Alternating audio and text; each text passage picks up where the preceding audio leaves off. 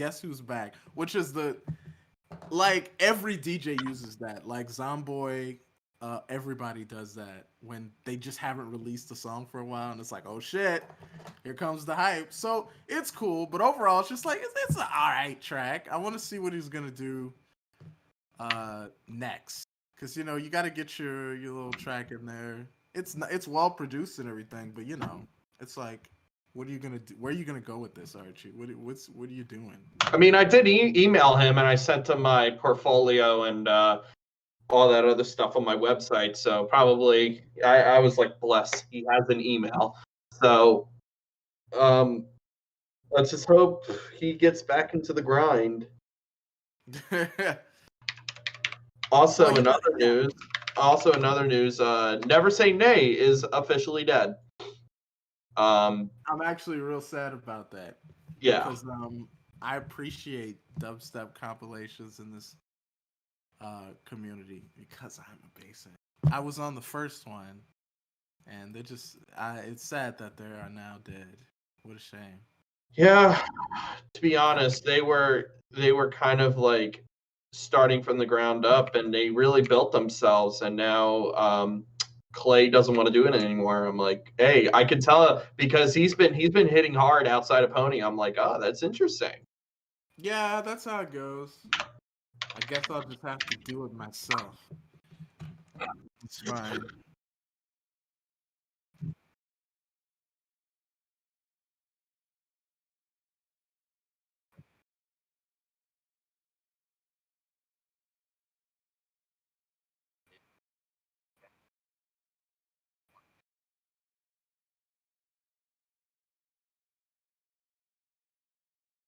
Yeah, because I mean, let's face it.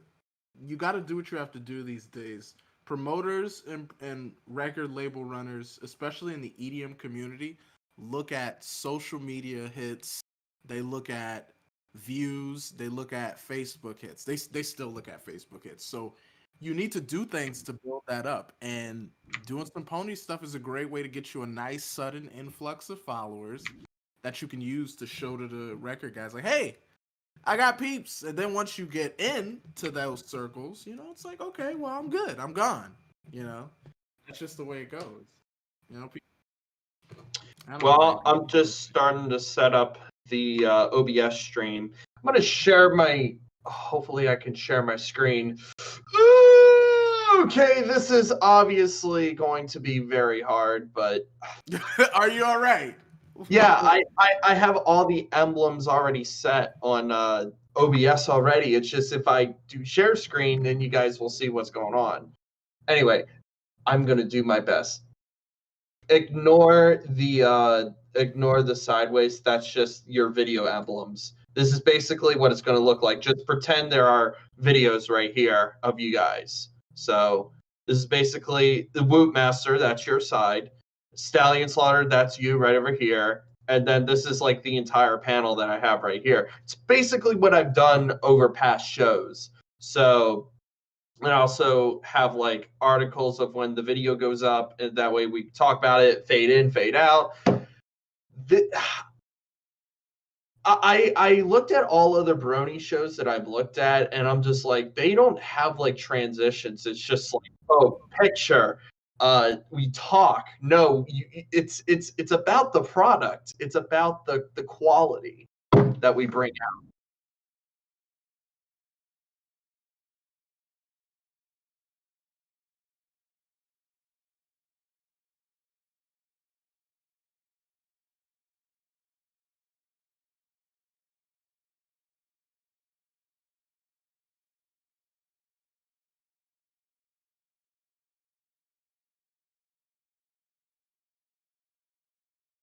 Yeah.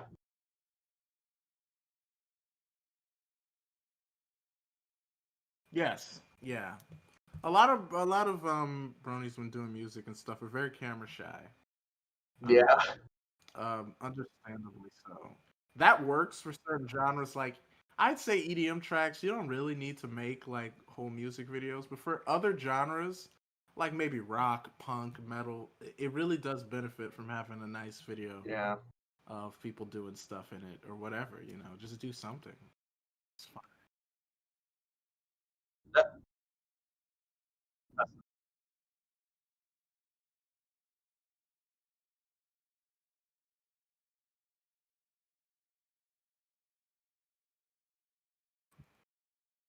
Yes.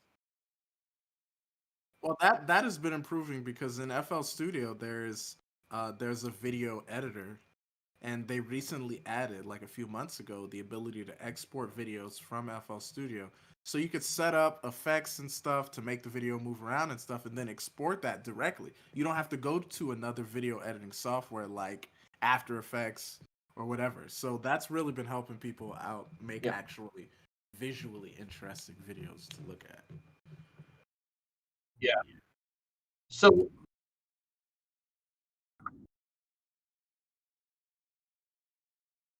I feel that. I feel that. oh yeah, aggressive movement. Hell yeah. Um no, but speaking of music, I submitted 2 songs to Ponies at Dawn. It didn't make it in. I'm glad it didn't make it in because um I felt like it was last minute. It was like last request, and I was like, you know what? After sending those in, I just didn't feel comfortable it was going to make it in, and there I was right. It didn't make it in. I was like, thank God. I bought a new snare drum specifically for that track, and all they did, all That's the messed artists, up. it's messed up because the artist pretty much abused the EQ and dynamics. I'm like, oh god, this sounds so raw. It doesn't sound good. It needs some compression. Damn it.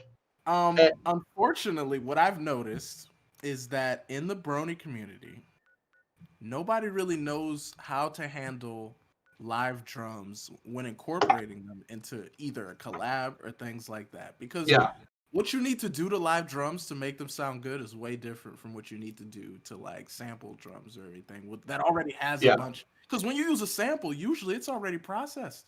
All it the is. EQs right, it's compressed to shit, and it's a massive fucking snare. You don't need to do anything to it. But when you take recordings of a live kit, and it doesn't matter if you're using the best mics, whatever, you still got to do some things to it to get Yes, it to sound, nice. yes, And we don't know how to do that. I had to learn just basically from 10 years now, I guess, of just struggling till I got yeah. to, okay, I I know hear what you. to do for. It's hard. I don't blame you.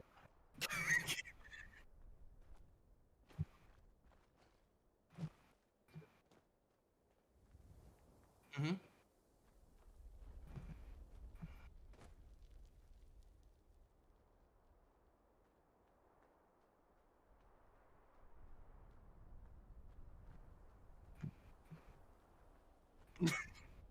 Like it's Yeah, okay. Like really, it's fine. I don't think a lot of people even care that much. And if it does sound good, go for it. Like nobody's gonna arrest you. yeah. I basically did the drums on Ponies on I-5 with Forever Free Brony, and I was surprised they made it on, and I'm like, oh my god. It's great to have, and I think the Wonderbolts did this, but just have a real band play together. I think that's the most magical thing about Brony music is like you can make anything possible in Yes, the end. my And philosophy. Yeah. yeah, so basically, this was Forever Free Brony's first time mixing drums, and it made it. And I'm like, wow, these sound so damn good. Yes. So If you can mix live drums, you can mix anything. yes, That's my philosophy.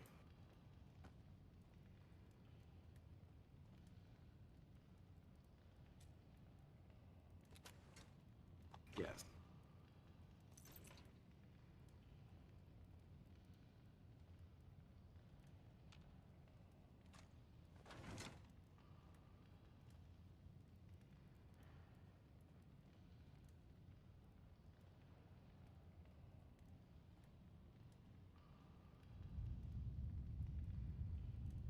Yeah. That is like that in a lot of circumstances. It's always so cheeky because those skills do, I think, translate down and upwards. If you're good on a big kit, I think you're great on a small kit. And if you're great on a small kit, I think you'll be okay on a, well, for the most part on a bigger kit. I don't know about that one because I've sat behind some bigger kits and I've been like, oh my god, there's so much going on. The hell's going on?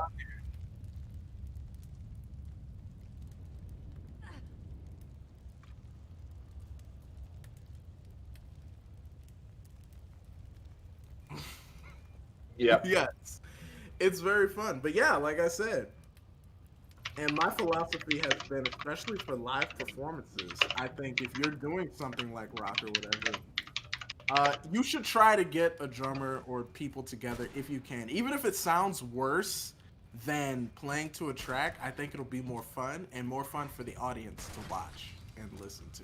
Because the audience loves seeing just shit going on stage. The Yeah. more you've got going on stage, the better. You know, the less you've got going on stage, you better be fucking Buckethead for somebody. Ah, To Brony get away con memories. to basically get away with it. You know what I'm saying? And Buckethead has insane skills and he's got this crazy look. So it's like he can get away with just him being up there. You know? Well, Danny Brony was Buckethead at the Superman thing. I remember that. Yeah. Yeah, that was pretty cool. But I love getting a live band. KFC Bucket. Yeah, I love getting a live band to do stuff. It's like, look, don't worry about it sounding, oh, it's got to sound just like the recording. I need all my tracks. No. Learn how to play it with a group if you can. If you can't, I'm not going to blame you for using tracks. Do what you got to do. Because I'd rather you perform than not perform at all, okay? Pretty much. If you can, it's fun. It's really Yeah, fun. because I remember when we were at Superband rehearsals, I mean, I brought the entirety of my kit, and I was surprised everybody just felt so, normal with it. It just was like, oh, it's like a walk in the park. Like, I was expecting people to say, oh, this cymbal's too high. Oh, this cymbal's too low. Everybody just went with the flow. And I'm like, I was expecting somebody to yell at me saying, this is too high. I want it low, because I had locks on each of the stands. I'm like, I don't want to mess with the lock systems on it. I generally don't try to mess with other people's drum kits if I sit behind it.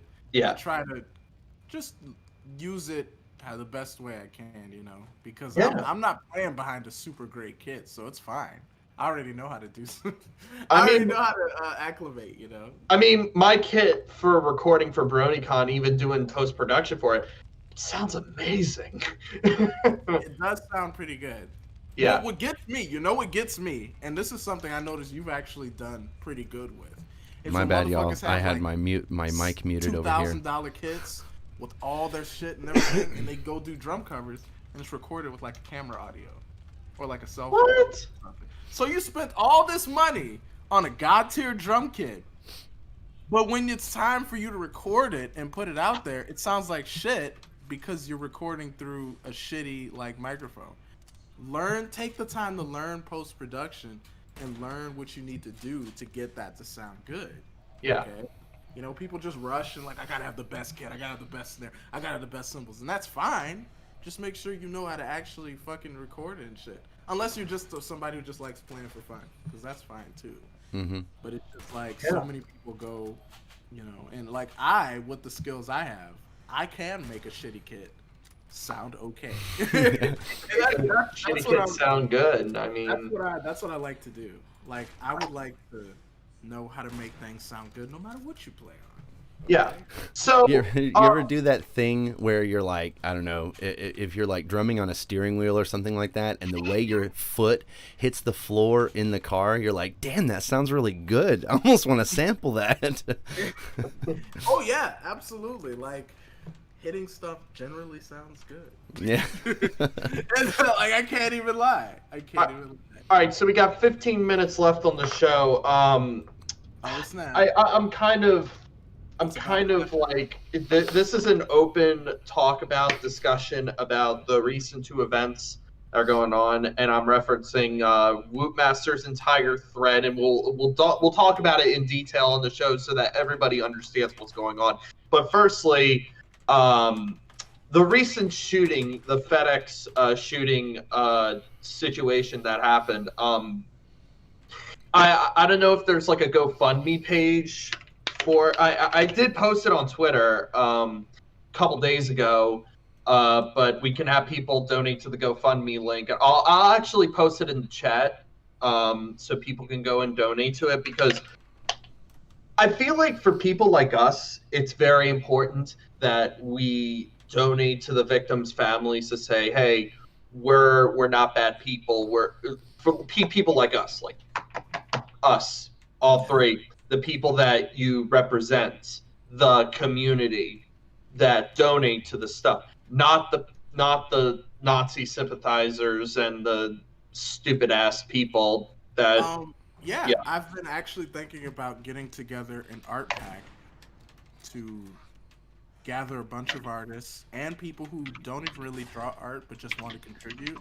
No skill level required on what people want to submit to the pack and donating that to charity. And having a focus on the art pack on basically harmony over hate and getting that Yeah. message out there that this is who Bronies actually are. Because to my knowledge, I'm sure we've had stuff like that in the past, but nothing recently comes to mind. Yeah. A bunch of artists getting together and having that specific message in mind, you know? Yeah, you should definitely get onto that at some point. Actually, Yeah, I gotta yeah. fucking get my lazy ass up and actually do it. actually do that, and also, feel like we can actually give comfort to the sick. What is, I pronounce it wrong. What is it? SIKHS. Sikhs. Yeah, Sikh. Sikh. Yeah, the Sikhs religious community, and I feel like it's great that we can donate and say, listen, we heard what happened and we wanted to give our sincere condolences to the victims and your family members that died. And I feel like it shows good humanity for the world, like people like us. And also, where in the fuck did these Trump dumbass motherfuckers came out and said, "Oh yeah, look at Bronies, they're bad, they're terrorists," and that. And I understand that we have a alt-right Nazi problem in this fandom, and I think the Rolling Stone. I kind of have like a pet peeve on Rolling Stone, but they actually correctly analyzed it that yes, we do have an alt-right and Nazi problem in this fandom, specifically Derpy Buru. And I had a wild ass dream last night that I ran as a politician, and if Derpy Buru was on the news, man, I would have used my political power to go to the Department of Justice and investigate Derpy Buru. No, that's fun. That's not necessary. It's fun. I would like to talk about that during the show, because I do have some particular feelings on how the pony community is perceived and the things we can do to change that. Because I'm sort of tired of always having to do stuff like after the fact of being like, oh, trust us, this isn't who we are. Like, we're always reacting. Mm-hmm. How are we being proactive?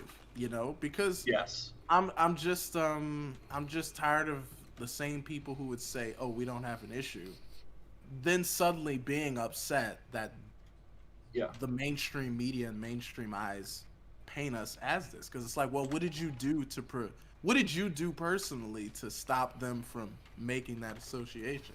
What have you done to help? And if it's just downplaying the issue and stuff, well, you kind of have yourself to blame for this sort of thing, because people have been talking about this for ages, and you didn't take it seriously then. Now when it's time for the chickens to come home to roost, and you're all like, "Oh, trust me, that's not who we are." It's like, yeah, yeah, it exactly. just feels kind of defensive, There's simple, and that's the thing. There's simple things you can do. It isn't rocket science. It isn't rocket science. But I'll talk about that later when the show starts, because we are now on standby.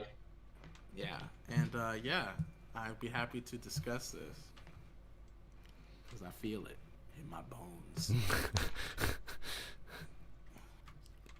When are we gonna get back to cons? Oh, I want conventions. I know Everfree Northwest is. Well, I'm having a little bit of a frustration because my friend Retro applied and basically denied him because of comments he made about Everfree Northwest, and I looked all over. And I'm like, he didn't make any unnecessary comments about Everfree Northwest. What the hell are you talking about? That's kind of messed up. Yeah, I've heard some things about Everfree's leadership in the past. Yes.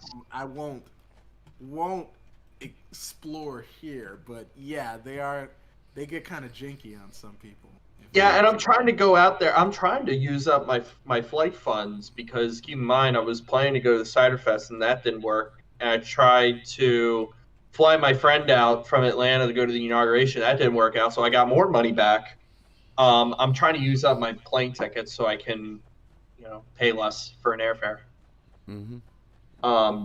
And I noticed, and what I'm very concerned about is the dumbasses that refuse to wear a mask because of their rights and all that sort of stuff. Well, it's going to be fun for the convention to kick them out, and cite, hey, you're kicked out because you're on private property and we have these mask rules. So it's going to be very interesting. In Tulsa, we lifted our mask mandate last month, I want to say, and we it seems like everybody's just gonna keep on wearing masks. I don't know if all the people that were wearing masks before are still wearing masks now, so despite the mandate being lifted, so that's pretty cool. Yeah, like just wear a mask if you want to. Like there's so much about that. There's so many people who are like, ooh, you're living in fear. You're letting everybody control you. Break free. It's like, no, it's just some people just feel like wearing it. That's fine. They just, nobody's an asshole if they want to keep wearing masks, It's all right. It's fine. Yeah, and I'm going to make a point here, even with masks of the Bernie fandom. I have to recognize Travis Odyssey because that dude has been wearing a mask since forever. Yeah, he's wears a mask, y'all, during, at every con. And it's a thing in other countries where they do wear masks a lot. And as a matter of fact, thanks to our mask usage, like the flu and the cold rates we usually have to go through, dropped. Like they almost flatlined during the year because people are just wearing masks. There's things we could be doing that we choose not to do because we're American. We're all about your freedoms. Freedom, liberty. But that means we suffered through unnecessary shit. In the name of freedom. That's just how we are. We're like, we ain't gonna let us wear no goddamn mask. That's tyranny. You know what's funny? Sally and Slaughter did did an entire live stream about the Derek Chauvin trial. Let me tell you what, when I was at work, I'll tell you a story, Move. I didn't post this on Twitter, but I told Sally and Slaughter this. So when Derek Chauvin was found guilty, I bolted out of the building. I was running like, oh my god! Oh my god, it's like somebody scored a football goal. Scored a touchdown. It's like John Lewis gets for the end zone. Touchdown. I mean, I guess, yeah. That's so silly.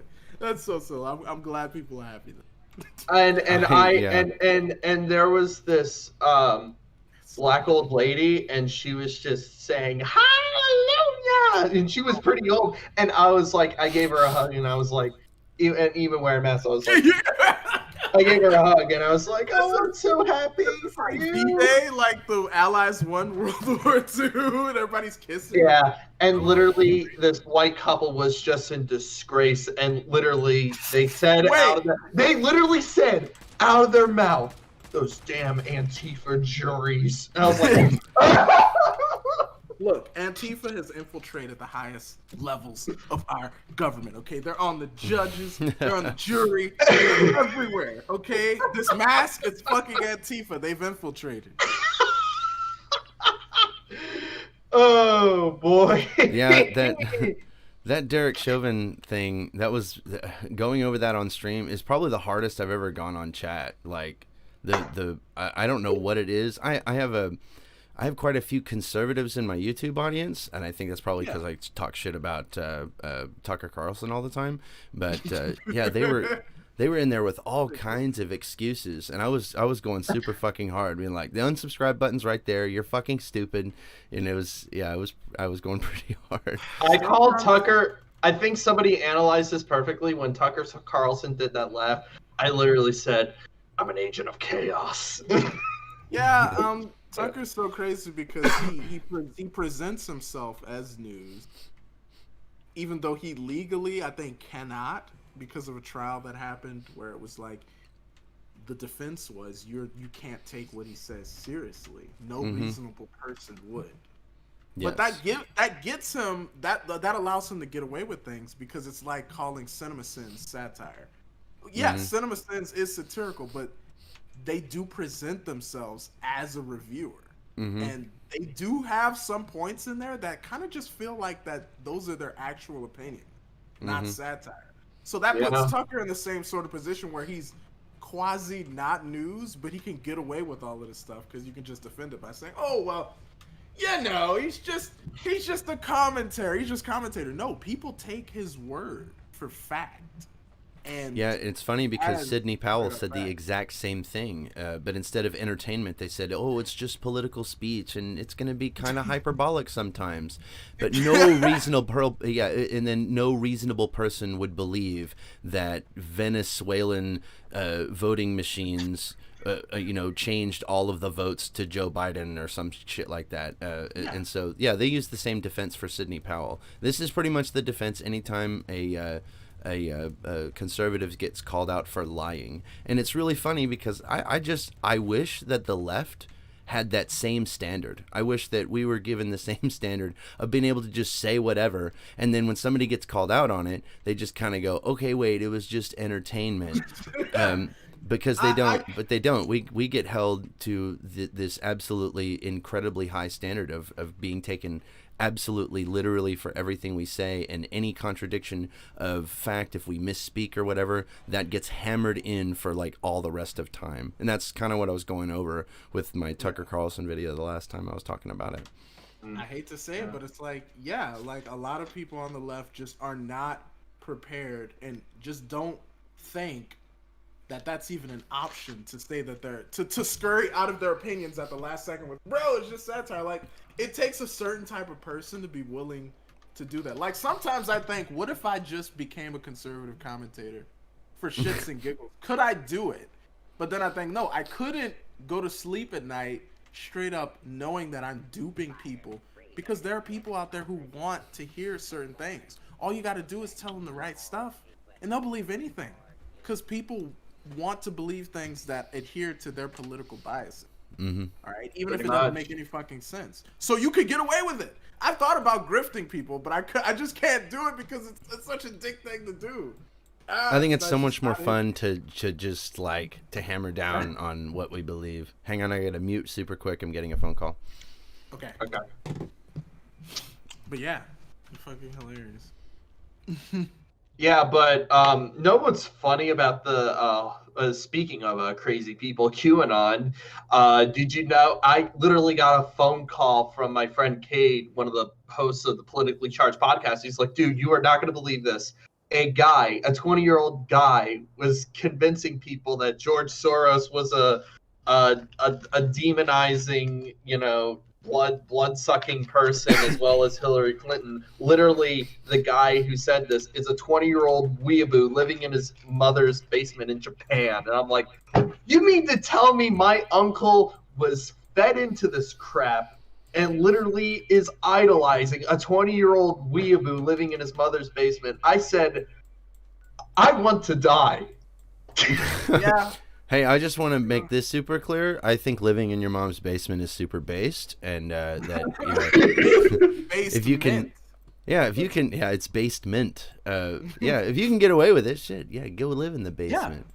But that's also part of another point of just where people get their news, and the mainstream, like I'd say, more liberal leaning media does have an issue with this, because when you go and click on a news article these days from a reputable news source you're supposed to trust. All right.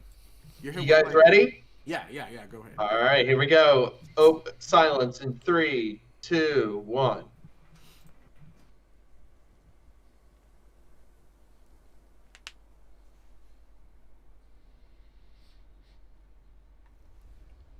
Hello, everybody. Welcome to another edition of the Drummershy Show. Thank you all so much. I am Drummershy. Thank you. Thank you all so much for coming for the Drummershy Show. We got an awesome show for you, as well as so many topics. But first, I'm gonna tag my social media. It is YouTube at Drummershy. There's another M right there. Ignore that. And also at Twitter, it's at underscore Drummershy underscore.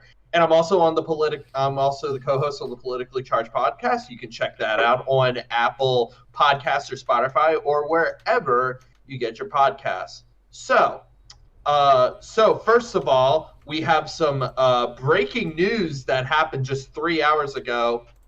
Guess who returned to the guess who returned to the he's a former Brony musician and he returned after so many years and he came back just in time. You know who's back.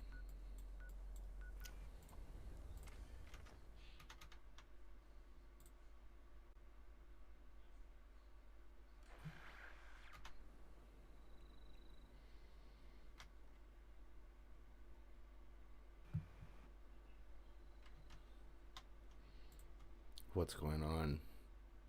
Are we dead? Are we watching a thing? I don't know. It's Archie. Oh, okay. I guess they're watching a thing on their screen.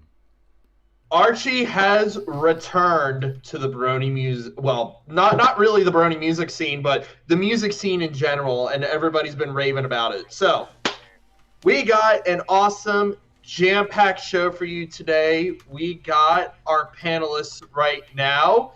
We got the one and only Wootmaster. He is the drummer from the Wonderbolts band and everybody's favorite horse on Twitter, and he's been pretty huge. And Not we also, everybody's. yeah, and we also got Stallion Slaughter, and he is the host of his YouTube show, The Slaughtering, and also other stuff in the Brony fandom. Gentlemen, welcome to the Drummershy Show. We got a jam-packed show for you today, and all of you are here because you are the dynamic duo of everything from news, pop culture, everything. Thank you guys so much for coming on today. Of course. No Howdly problem. doodly. Howdly doodly. So, guys, as you and everybody on the chat and everybody on the stream right now, you all heard what happened over the last few weeks, and I just noticed this like a couple days ago, but I knew about everything that's been going on. There was, and it's been happening across the news, if you guys have been seeing it, but there was another mass shooting, but this one hits us really hard. The gunman was Brandon Scott Hull, right? Brandon Hull shot 8 dead at a FedEx facility, and we're just terrible. We're shocked and we're devastated by this because we found out that the person who shot 8 people was a Brony and a Nazi sympathizer. So we have our panel here today, and we're going to talk about this. But before we do that, we want to just say right now that if you guys would like to donate to the GoFundMe fund for the Indianapolis FedEx shooting fundraiser, it is on the link right here. You guys can donate and share it across the Brony fandom. We really appreciate it because that will show that we have a good community in front of us than what is being shown right here. So guys,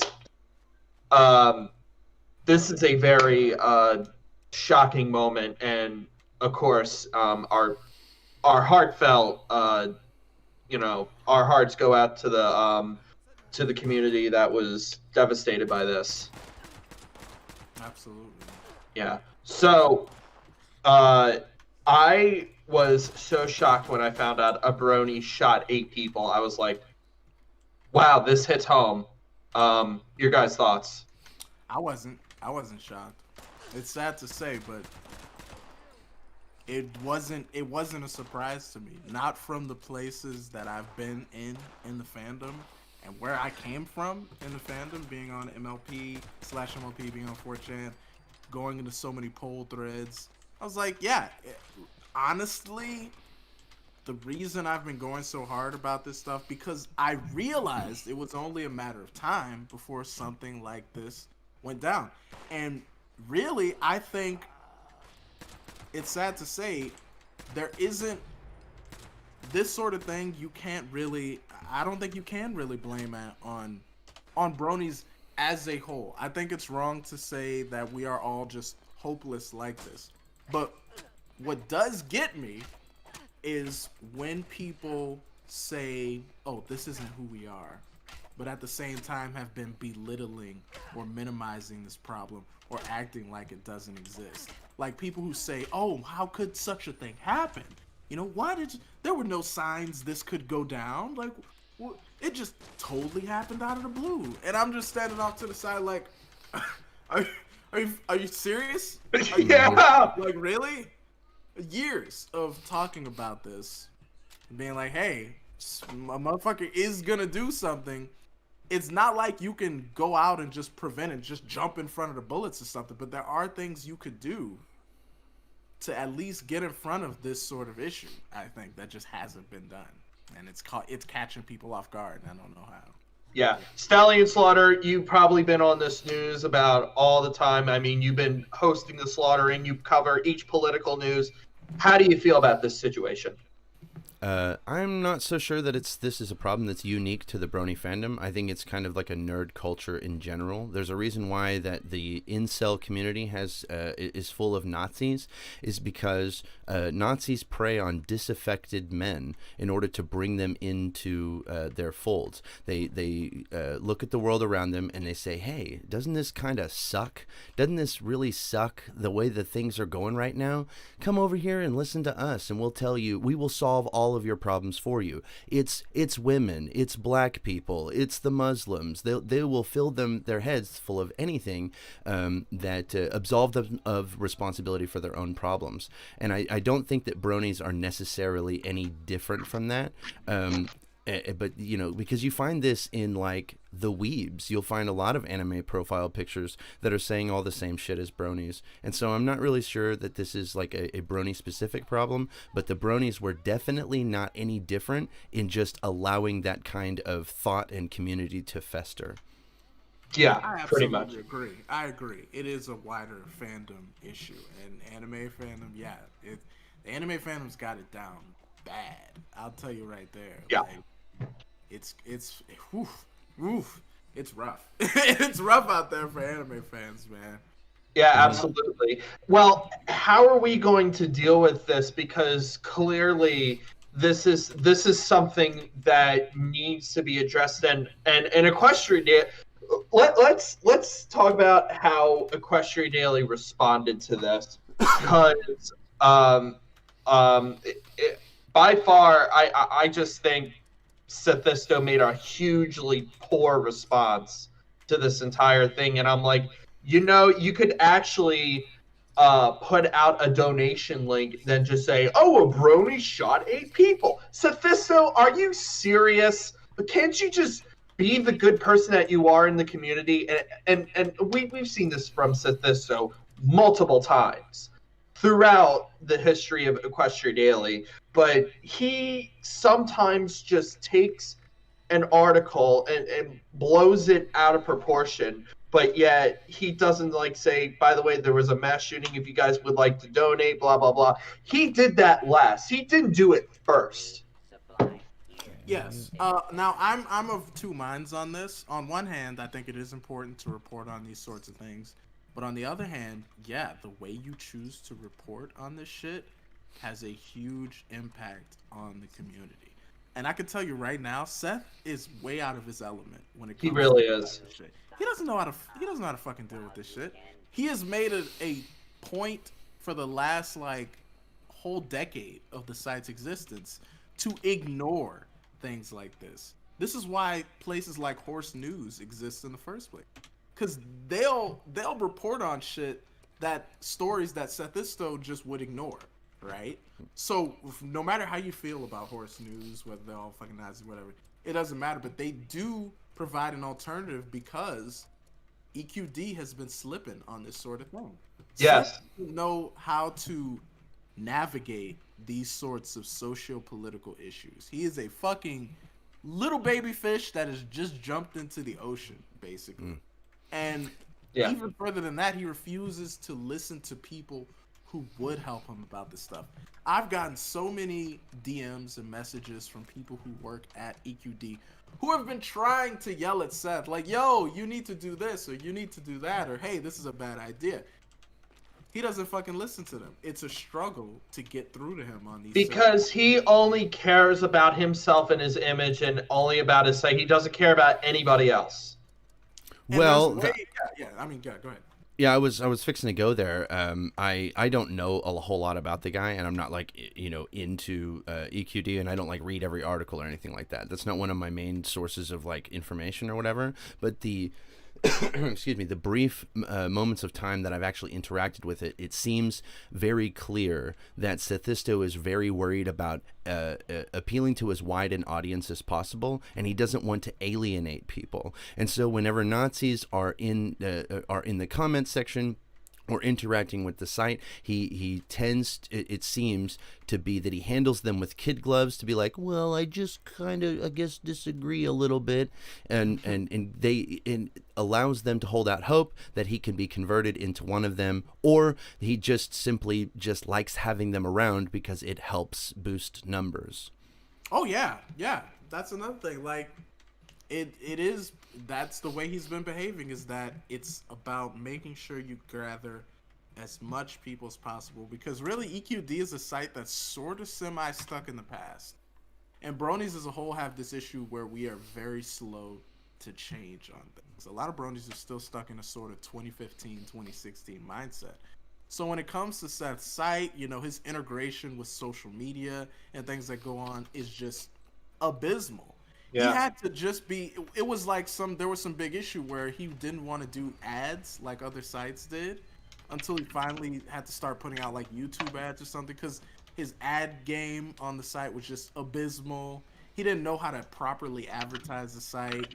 All these other things that other sites have managed to do and managed to integrate into how people actually get their news these days, which, let's face it, most of it is through social media. Seth has been kind of slow to do. Yeah. And it's nice, I think, maybe for nostalgia purposes, to have a sort of old school site, how we used to do things back in the day. But on the other hand, this means that you are kind of lacking when it comes to certain issues in the community by design. Yes. The problem that I'm having with like places like EQD is that like the old school website was cool, and that format is neat and everything.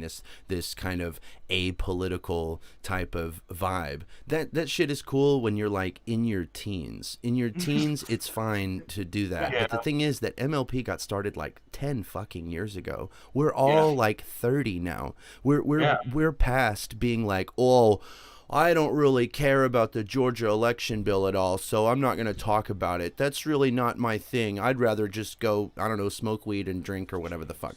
Do whatever the kids are doing nowadays. And so instead of, because we're adults now, we don't just sit around and talk about which pony is the best. We're voters, and we're getting out there and doing stuff. Yeah. Yeah, I mean, all of us, I don't know if Wu has done this, but we've all been to stuff where we fight for human rights, like BLM rallies that we do, and peacefully protest and fight for justice.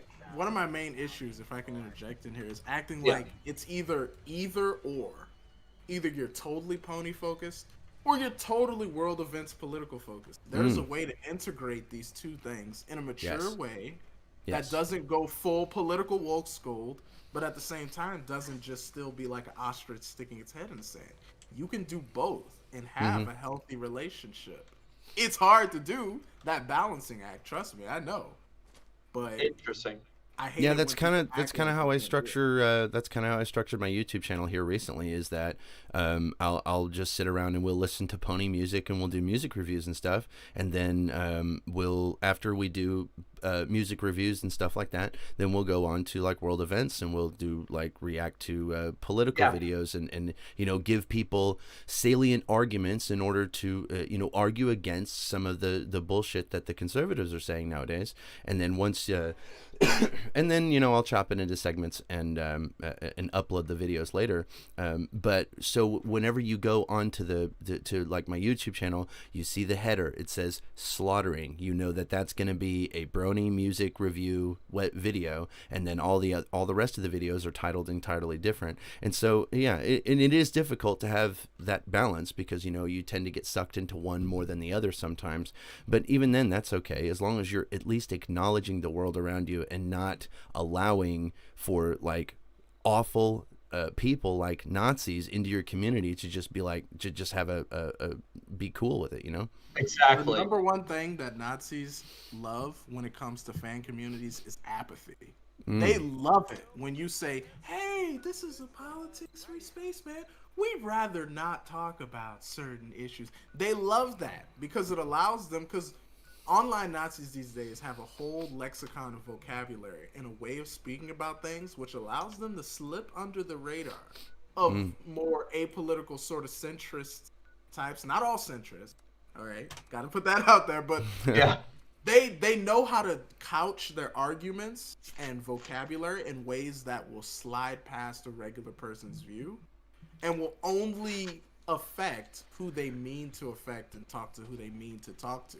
And so they love it when people are apathetic and would rather just not deal with it and would rather just hide it away, because that allows them to just do their shit. And then years later, when you decide to dip your toes as a site into a political argument for the first time, it comes as a huge surprise to you that, whoa, like 70% of my community seems to be stuck in this weird anti-SJW pro-Nazi phase. How did this happen? Well, it's because throughout the years, you just kind of let this shit build up. You didn't do anything to it. Yeah. Like, it's like ripping off a Band-Aid, you know what I'm saying?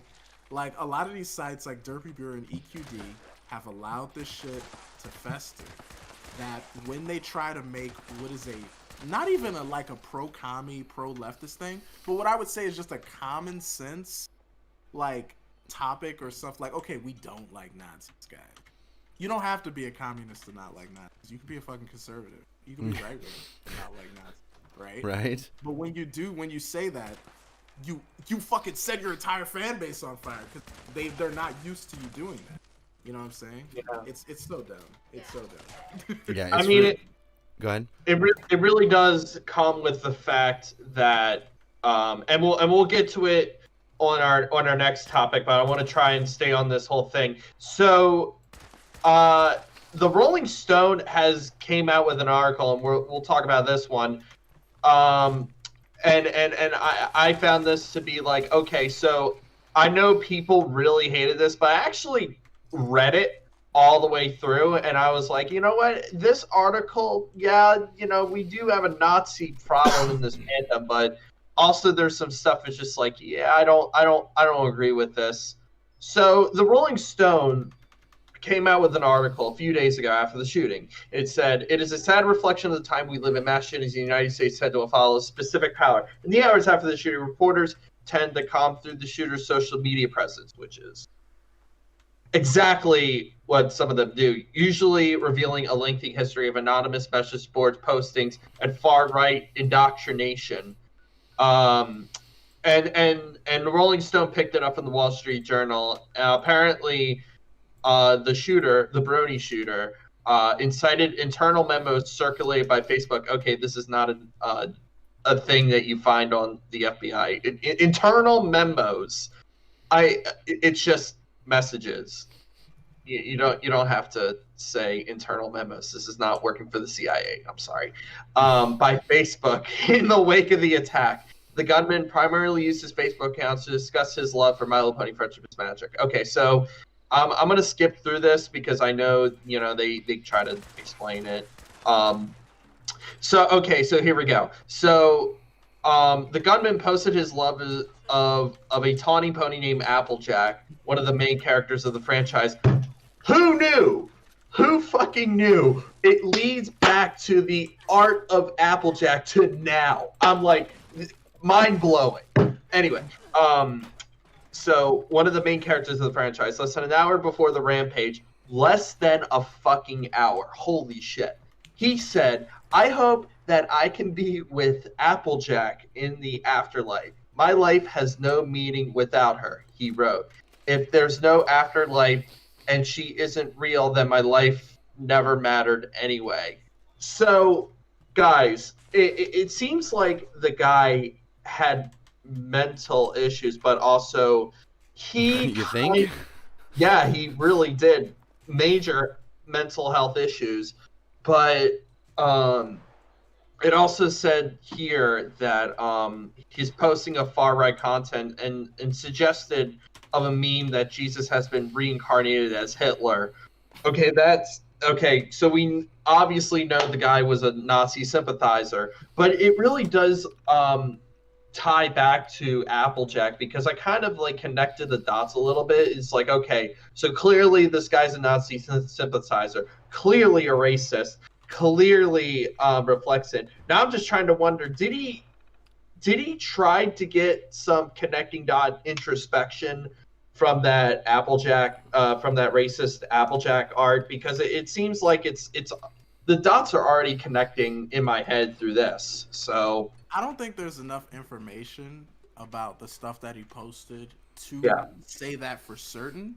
Because I could tell you right now, like Applejack does this shit, like she does it. You know what I'm saying? Yeah. Like, but it would be easy to be like, okay, maybe because I've already seen some people defend this as, oh, maybe he threw that out as a meme, like, oh, maybe he's just trying to say something to throw people off. It's always What? epic memes. It's always memes. But never- I've seen this attitude is actually an attitude that is really old in the community. That we're going to go to Equestria in the afterlife. That the ponies are waiting for us. And saying that as a joke or as a meme or whatever is fine. But a lot of times there's these blurred lines of where, you know, some of us really do act like that is going to happen. And that can influence the way we behave to human beings Yes. in real life. It's fine making jokes and art about it and shit, but I feel like we haven't done enough to really like tell people, hey, if you're actually feeling like suicidal or stuff like that, you need to talk to somebody, an actual human being, a person, because you know you can't just say, oh, the ponies got me in the afterlife. That's not adequate mental health care. You know? Yeah. Yeah. Like, I know the show has saved people's lives. It has got them feeling less suicidal and stuff, which is great. But we also need to still have a human framework of people that we can actually help these people in the real world as well. Because the show Sure. goes so far to a point. Without that framework of, hey, this is how you apply the show's lessons to real life. This is how you navigate social spaces and stuff. It's leaving people in the gap between, oh, I love the show, it's teaching me so much, and actually, how do I act and behave in real life? Who's here to help me in real life? You know what I'm saying? We haven't. I feel like we haven't done enough to help people like that. Yeah. We Because just we have such a focus on escapism and ponies, which is great. It's fine, but there needs to be some sort of balance, I think. like Yeah, there's a healthy way to. It's pretty much the same with everything. There's a healthy way to engage with a certain media, and then there's an unhealthy way to engage with media. And it seems like this guy had a very unhealthy relationship with, I guess, the pony memes, as it were. But you know, like I said, I'm not even sure that this is really strictly a Brony thing. But I do know that you know, obviously the memes or whatever mindset he was coming into it with.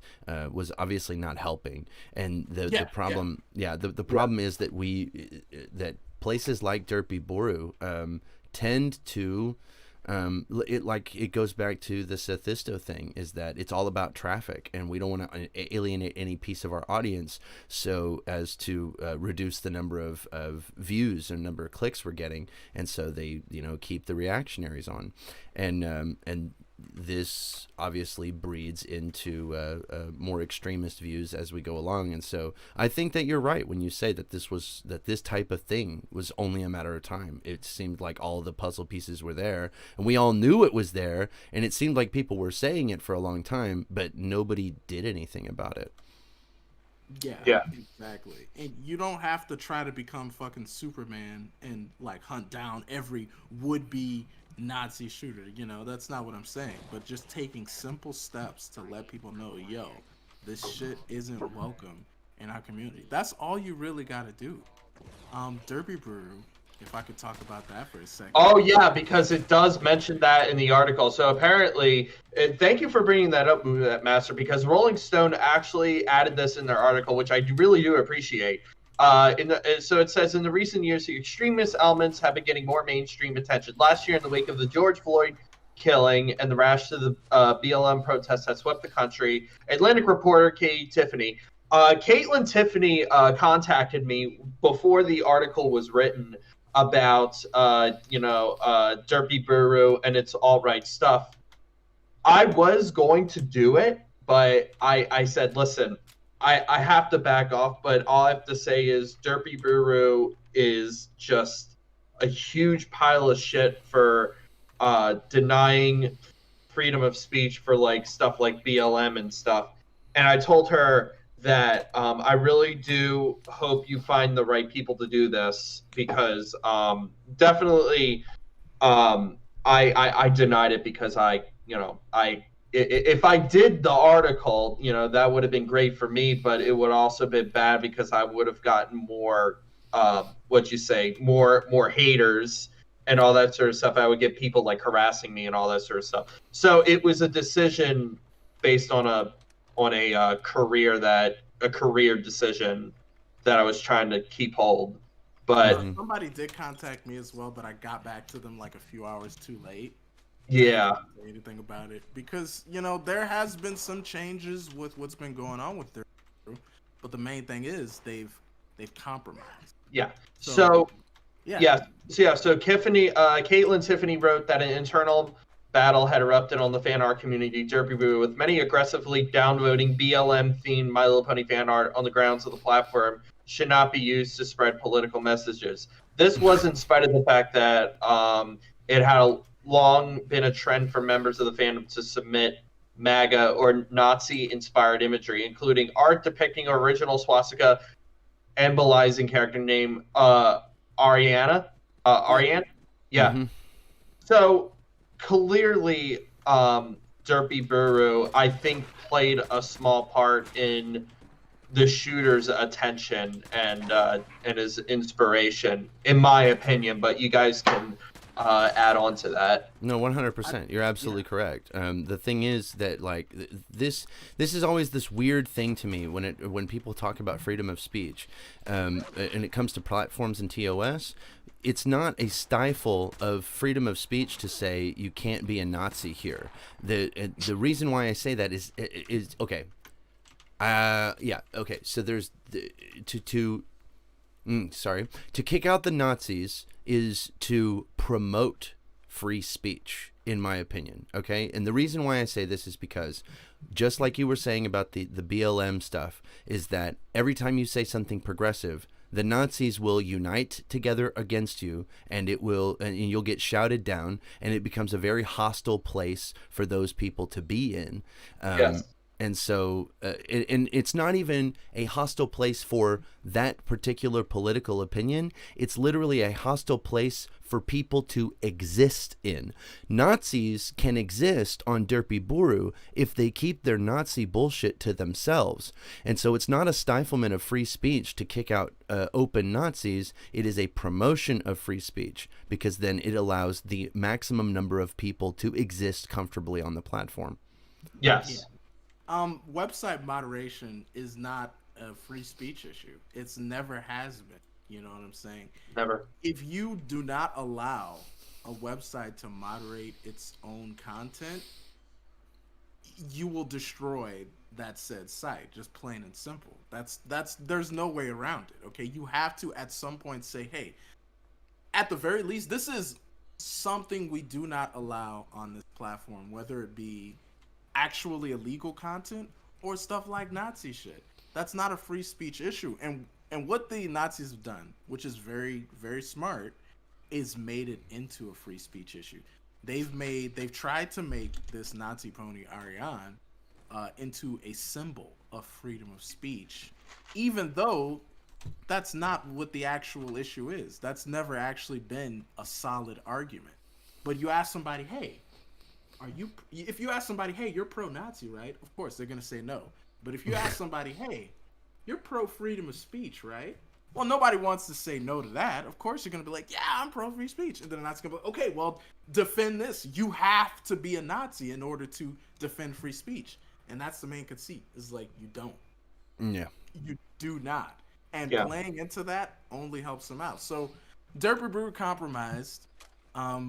This is so dumb because, like I was saying earlier, they had let this problem build up so long that when they Yeah. tried to take even just a simple step against it, a little baby step against it, they got massive pushback from people on the platform. A lot of it coming from /MLP. All you Yes. gotta do is go and create an account. You can come over from /MLP. You can organize on that board and then go over to a website and cower them into submission. Okay? And I'm not saying the same thing doesn't happen with, but on MLP, it has been a engine for right-wing intimidation Yes. for years. So they flooded the site. They absolutely started attacking people's Patreons. They doxed and attacked the creators of the site. All of this for saying we don't like Nazis, right? So then after that, they were like, okay, we're taking it back. Another admin like took control. It's crazy, right? Then after that, they had to get rid of the admin, and another admin was like, hey, look, we're just gonna revert everything to how it was before we even decide to step into this. Yes. And now it's hidden, and now they're trying to tighten up moderation. But what you have let people know is that you value the input of the Nazis in your community, and you want to protect them no matter what. Yeah, you want to That's protect the that message you traffic. Yeah, if you want to keep that population on it has shown that they are that they value and they want to keep those people on the platform. Exactly. And the funny thing is, they haven't even been doing that directive because so many people have issued DMPs on both sides. And I'm not going to say that the side of against On both Nazis is sides. bigger, but I do know that there have been artists, really large artists, that are like, yo, we don't want our shit on this platform because it's pro-Nazi. People like Brayburn, stuff like that, like who have been in the fan community for years and done like thousands of pony pictures. Like, no. So even if your directive as a website is to have the most pictures possible, you are failing that by trying to protect 3K images of a Nazi horse versus countless dozens of thousands of images from people who are like, yo, we're out of here. And it's so dumb to me. It's so easy. The argument that, oh, it's not a lot of pictures could also be used to say, well, yeah, it's not a lot of pictures, so why don't you just get rid of it? This is a simple thing to do, and you can actually say, hey, we're doing something, we're trying to. So when you as a admin or somebody who's involved with say, we don't like Nazis, I think you're full of shit. Plain and simple. Like, plain and simple. Because you've only showed the opposite. You're willing to go to bat for these people. You're willing to die on this hill for some shitty, like, Auschwitz pony art. It's like, why? For a couple more clicks. Yeah. It's, Well, the one thing I've heard from comments, and thank God I'm not friends with those people anymore. They said, "Oh yeah, the Ariana picture, is cute," and I'm like, "So you think gassing Jews is cute?" when they say that, I'm like, okay, if they're cute, then you can just give them another cutie mark, right? I mean, the character is cute. What is it about this character that you like so much? Is it their blonde hair or their blue eyes? Well, that's fine. There could just be another cutie mark on that character. It could just be different. So why are you fighting so hard for this particular character. There's lots of cute characters in the fan base. It's not hard to make like a cute horse. I think it's. The base designs of these characters are simple. But I think I might crack the code a little bit. I think it's because they want to sexualize that character and they want to like have weird, wild dreams with that character. They just some of their mentality is mostly like, hey, I like this character because it's cute. Let me think about wild dreams or whatever. I think some of them miss the context of it, and I feel like most of them is like, oh yeah, it's cute. I like Nazism, blah blah blah, and I'm like, so first of all, it's a psychological thing that's attracting that character, in my personal opinion. Okay, wait. I'm gonna take the hard stance. I'm going to take the hard stance on this one. That horse is not any cuter or uncuter than the rest of them, okay? They all look exactly the same. They just have different, maybe a hairstyle. And actually, I believe that Ariane has a blonde Rainbow Dash hairstyle or whatever. And so she's a recolor of Rainbow Dash. I don't buy this argument that like, well, I just like this particular horse in particular, and I just don't buy that argument. They all look the same. Like the personalities involved with like the show or whatever, or if you have like an OC that you are projecting your personality onto, that can be fine. But if you're trying to make the case that Ariane looks better than any other horse, then it's bullshit. And I'll even go so far as to say, and this is a crazy kind of a crazy position to hold, but I am okay with historical love of history, uniform fetishes and shit like that. That's fine. But if you're into that sort of thing, then the onus is on you even more so to be wary of people who are entering your spaces who are just actually just straight up Nazis, because that sort of self-moderation has not happened. Ariane was actually created as a fetish character, but what she is now is not what she was back then. Well, that's the thing, is that as far as I understand, the Nazi imagery that is taking place on Derpy Boro, it's not necessarily just Ariane. If it was Ariane by herself, just as a character in and of itself, then I don't think that we'd be having much of an issue. It's like, it will be posts that are like literally pictures of Ariane, like, Jews, am I right? Or like, black people dumb. And I mean... Exactly. So they come with slogans. Yes, it comes with slogans. It comes with a political ideology. It's not just some kind of historical thing. Kind of like, and I know this is a contentious topic, but kind of like the Applejack slavery thing. That, in my opinion, okay, I'm not even going to couch that as in my opinion. I'm just factually correct about this. That was fine by itself. The problem was that there was background elements of that drawing that were specifically and explicitly racist. If it was just putting ponies within a historical context, then I could see that the value in that, and that like being funny or like interesting or that kind of thing. But yeah, that's the thing that I have an issue with, is that it crosses over into being racist or just being bigoted in general really easily. It is like, you can have satire. You can have historical jokes. You can have shit like Blazing Saddles and Glorious Bastards, Django Unchained, stuff like that. Nobody's gonna come after you for saying, "Oh yeah, I'm down with the producer, Springtime for Hitler," stuff like that, because the context in that media makes it clear that it's satirical, right? Right. But so many people try to pass off just Sikh healing as, oh yeah, that's satire. What's the joke? What's the big funny point? What's the point you're making? Because satire without like clarity of wit is just propaganda. Yes. Plain and simple. And you can't try to say, oh, I'm satire. Like, you're cheapening satire by saying your little shitty shit post is satire, okay? No, you're not making Springtime for Hitler. You're just a fucking Nazi. Okay. Yeah. Pretty much. If the joke is literally, if the whole joke is, I am a Nazi, it's like, congratulations. The joke is that I've made you believe that I was a Nazi, and it's like, okay, you made me think that you were a fucking idiot. Congratulations, you played the part really well. Like I like edgy jokes, I like edgy humor, I like dark humor. Okay, but don't try to gaslight me and tell me that your shit is on the same level as just an edgy joke, because it's not. Yeah. We all Yes. know this, okay? There's an actual difference. So many times they'll try to get you to believe, oh, there's no difference, mate. You know, I'm just like funny. I'm just a funny memer. No, we can see exactly what the fuck you're doing. We're not stupid. So Right.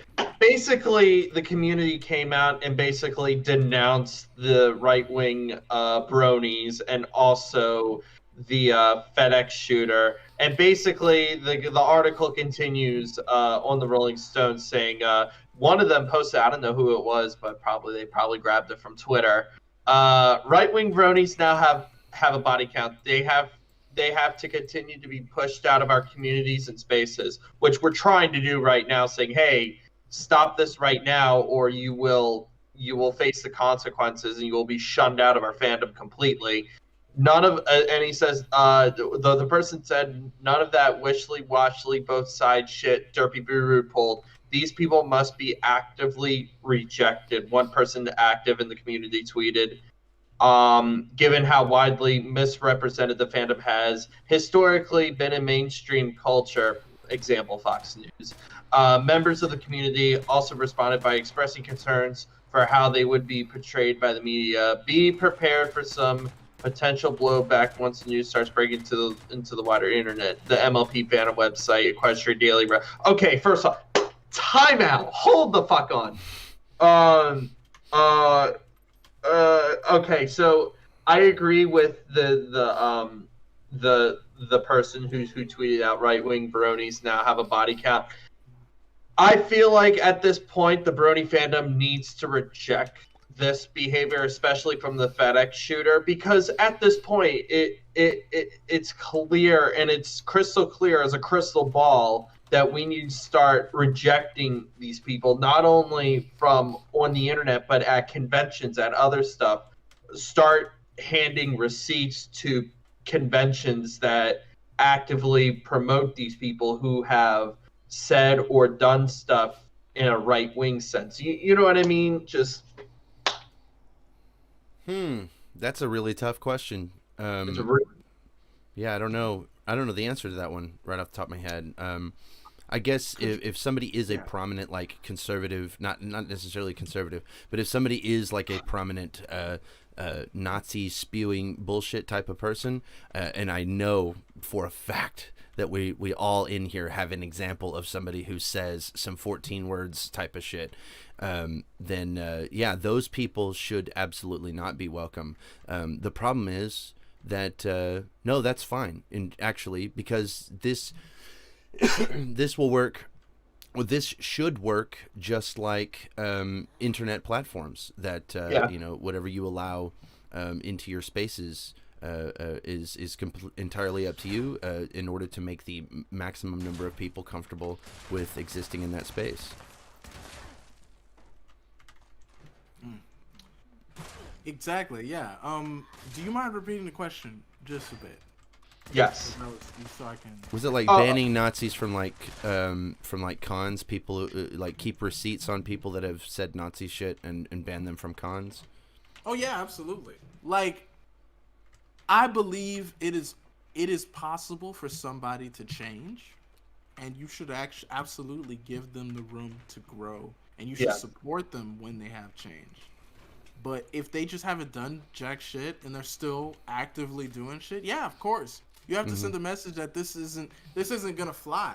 Because I'll tell you what, a lot of people, and I hate this perception, a lot of Nazis have come over from the furry fandom. Because they're like, oh shit, man, furries, that's too much for us. We can't handle it. They've been driving us out.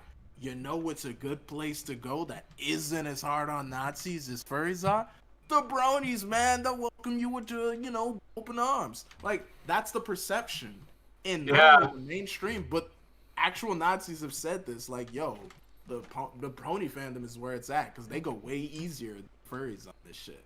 You know, there was a conservative on Twitter, James of Hoenn, who was like, yes, and he used to be, else, yes, I'm glad that the pony community is conservative furry community. So this is the perception amongst everybody, and there is a grain of truth to it, and that's what we have to change. And if that means going hard on certain people and be like, no, you can't come out to con, you can't do this. Like, there was somebody recently who is a conservative furry who replied to a convention saying, hey, you should get vaccinated, saying, hey, I'm selling these vaccination cards so that you can just have a bootleg vaccination card. And within minutes, they were like blacklisted from every like major furry. Around. That's the sort of responses we should be having. Yes. To this sort of shit. You can't. We've lost that ability to go easy on, because we've seen what happens when we go easy on motherfuckers. So now we need to try another stance, another tactic. Mm-hmm. You know, there's easy things we can do to change the perception that we haven't been doing. Like, people think that this sort of thing has to be super hard. It doesn't. You just take zero tolerance on it. And it starts with Derby Brewer. And I would say EQD has an issue too, where I've talked with them about their moderation, but they're like, we don't actually directly moderate it, the chat comments, because it goes through Discus. They have a third-party app doing their comments. And that's an issue, because now you've created a firewall between effective moderation and people going wild in the comments, you know? Mm-hmm. You should have a different type of commenting section to where you can more easily moderate those sorts of spaces, you know? There's simple things you could be doing that we haven't, because we're just slow to move on sort of thing. I have no idea why every single fucking site on the planet has to have a comment section now.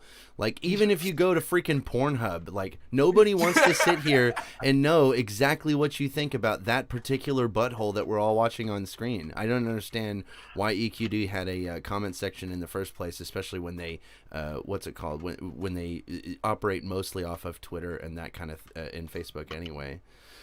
If it were me, if I was running EQD, I would have shut down that fucking comment section a million years ago. I'd be like, no, y'all don't get to have a comment section, because y'all prove y'all don't know how to act. Yeah, I mean, unironically, yes. It does seem like it could save them some trouble. Now, I could understand how people would whine about that. They'd be like, oh no, you're shutting down freedom of speech. I need to be able to spam my fucking opinions under your article or whatever. So I'd be like, awesome, go to your fucking Facebook page and you can make all the posts you want, you know? Just not on this freaking website. I personally never understood why it had a comment section in the first place. Every time I ever went to that comment section, I have no idea why, but the EQD comment section was always AIDS every time. Like, it always is. Are you kidding me?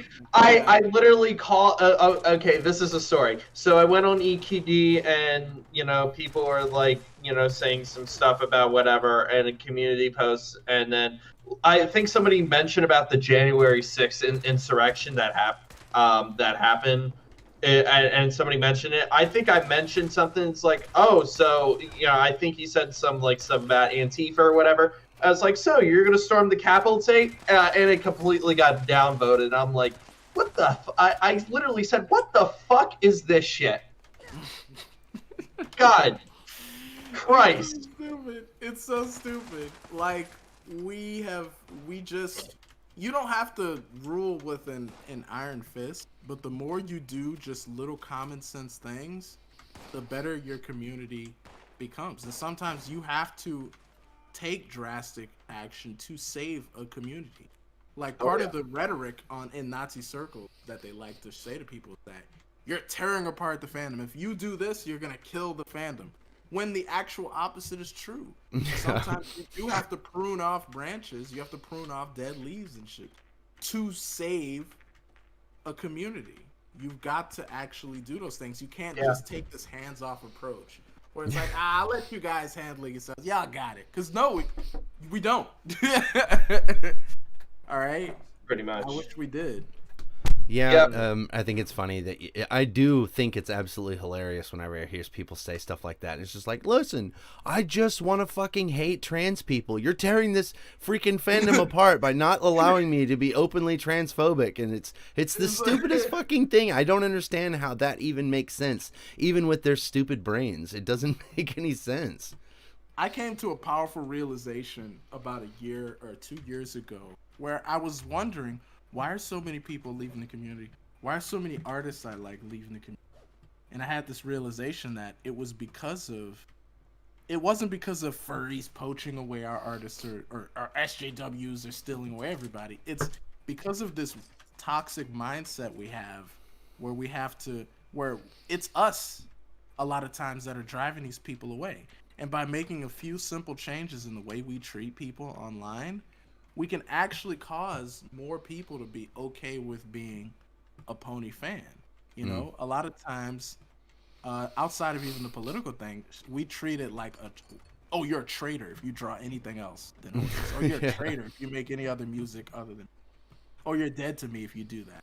And Yeah. that this oppressive atmosphere where people are like, oh, I have to do this, but for some reason I don't feel like being in this fandom anymore. It doesn't feel fun to me. Yeah. If you just loosen up while also doing, these things that are more political stances on things, you can actually help people feel good about being in the pony community. It doesn't have to be this sort of thing. And I've actually been noticing some artists like coming back and doing drawings. People who have in the past have been like, I hate the pony community, have been coming back around. And I Yes. don't want to claim that it's because of, oh yeah, it's all because of me, but I like to think that we're becoming better about Yeah. treating people better and being a better community. Yeah. So in the last piece of the article, and this is pretty much the last piece of the article, Orsini also warns against painting bronies with a broad brush, and I want to get your guys' reaction. The vast majority of bronies are regular people who enjoy a colorful cartoon with a positive message, says Orsini, adding that such views are apparently harbored by the FedEx shooter are antithetical to the values that bronies claim to appreciate above everything else, such as love, friendship, and acceptance. What do you guys think about that last piece of that Rolling Stone article? Do you feel like he's right about that, or you feel like there's some like blowback to the three things: love, friendship, and acceptance? Because we talked about this about acceptance, because you gotta like filter out people in order to accept that acceptance. Yeah, in order for us to be this nice, friendly fandom, and it may seem kind of weird to say this, but yeah, you have to go hard on certain people. You can't love everybody. You have to be this sort of way. That's why I'm fine with being hated by certain people, or people saying, "Oh, Bob Woot's such a hard ass, man. He's so toxic." I feel like somebody has to do it, you know? Well, I'll say this right now. I told somebody else, it's like, oh, I hate Woo Master. I'm like, well, I'm sorry to tell you this, buddy, but he tells the truth. And that's the thing. Like, you can, like, people out there, if you hate me, you are allowed to 100% hate me. I do not give a shit. Yeah. I love you. It's fine. You know, Yeah. I'm not gonna like tear my hair out like, oh god, Goebbels 1488 doesn't like me on fucking Twitter. God, he thinks I'm an SJW shill. It's like, that's fine. That's great. You do you. I'm gonna keep doing what I do to make sure that this is a nice community for the most amount of people. Exactly. You know what? Something else is really interesting is that, like, if somebody, I don't know, it seems like people treat the Brony fandom as if this is their personal social group, and that seems to be a lot of the driving factor is that they pretend like this is their personal social group. And so if they are personally unable to be like best friends with someone, then they are de facto like a bad person, and it warrants a call out post, and we have to get to the bottom of what's wrong with this person, and they need to either change or they need to be ostracized from the community entirely, when it's really simple. You could just block and move on. It's Yeah. it's really Yeah. that simple. You don't have to be friends with everybody. You don't want everybody to like you. Fuck, dude. Okay, that's the thing. What was it? I can't remember the meme where it was saying that don't try to make everybody like you because you don't even fucking like everybody. And that's really all there is to it. Yeah, Is that there's like a lot of yeah. times like I don't do call out on everybody. Sometimes people come into my DMs, they're like, hey, can you talk about this and stuff like that? And it's like, it isn't actually that serious. You know, it'll just be like at the end of the day, they just don't like that person. It is because Yes. they're an actual like threat or something to the community. And it's hard that you have to sometimes decide, hey, actually, I'm just not going to talk about this. Just deal with your shit. You know, it'll be fine. Yeah, if I have something to contribute to the conversation, if it's something like that's important that I think that needs to be like a broader point to be made, then sure, I guess I could do what could be classified as a call out post. But for the most part, if I don't do signal boosting where it's like, hey, this person did a bad thing and I need everyone else to also know about it or some shit like that. I don't do any of that crap. And it's really fucking annoying ever since I started doing this like political videos is that I have had people come up to me recently and on at least it was at least 2 different occasions with 2 different people where they were just like, hey, did you know that this person does this thing and I need you to make a video about it and tell everyone that this thing is happening. And it's like, no, dude, I don't care. Like these things don't bother me. One of them was literally like ABDL. They came up and said, Oh, hey, did yeah. you know this person is into ABDL? And it's like, dog, why the fuck would I care? Like, what purpose? That's like, not why? an issue at all. Yeah, why would I go around and tell people that? Like, what? I don't know. And that's the kind of shit that you have to get into when you become kind of a loud voice on any platform. People then want to use you As a weapon. Yes, as a weapon. That's exactly what I was going for. Go ahead. Exactly. Like, yeah, there are some things that people want you to talk about that are just like the ABDL thing. That's a complete non-issue. And as a matter of fact, a lot of times things are weaponized from the right wing against ABDLs to kind of knock on them for being out loud in another area. Like there's a lot of more openly political ABDLs, more openly political trans people where they'll get SJWs against them weaponized by a right winger who knows that they'll make a call out post. So they'll kind of like launder their attack post out through more reputable, more social justice oriented places as an attack on them, and it'll work. Yeah, that's the sad thing. Yeah, I recently like- told Walrus that exact thing where it's funny to me that the Nazis will use anything to take down the SJWs. Excuse me, to get into left-wing spaces and adopt progressive language in order to weaponize these ideas against people who would otherwise be allies. And so then you'll end up with this situation where something that is basically a non-issue will blow up into this big giant thing. And then the fucking left will start eating itself alive because there's this non-issue that got brought up and we all have to have our fucking opinions about it. And it's it's like so much could be avoided. Just keep scrolling. I'm like, not gonna do that today. So we've been talking for so much, and I feel like we need to take a little small break, and we'll be. I gotta have something to eat because we've been talking about this, and we're going to talk about more about this because our next topic is going to be right. So we're going to take a little small 2-minute break, but we will be right back after this small commercial break. So don't go anywhere. We'll be right back with more topics. So don't go anywhere. Sick, absolutely sick, dude. This show's doing really well. I'm gonna heat up something and eat something. You should have prepared before the show. Look at this shit. Unprepared. Damn. I think it's on Twitter. Damn speaker. No, I'm kidding. But what's the next topic anyway? Alt-right in the Brony fandom. I pulled up the Atlantic article.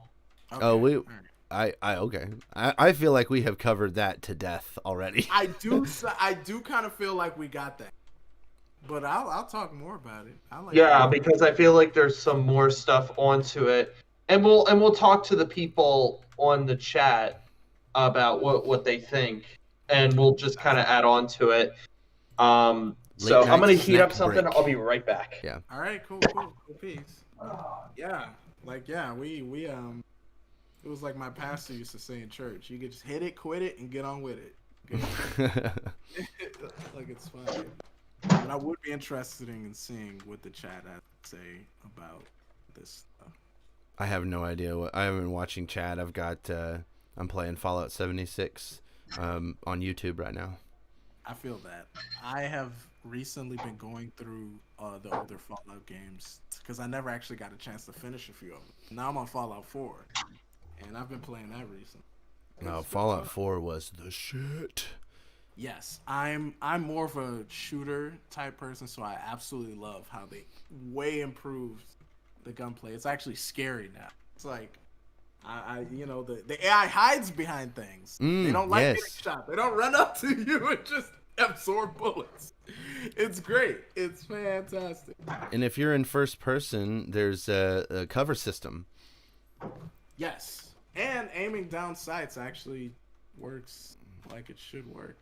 Yeah, it is so, and that was kind of, if I remember correctly, that was introduced in Fallout New Vegas, Yes. and it was really legit then.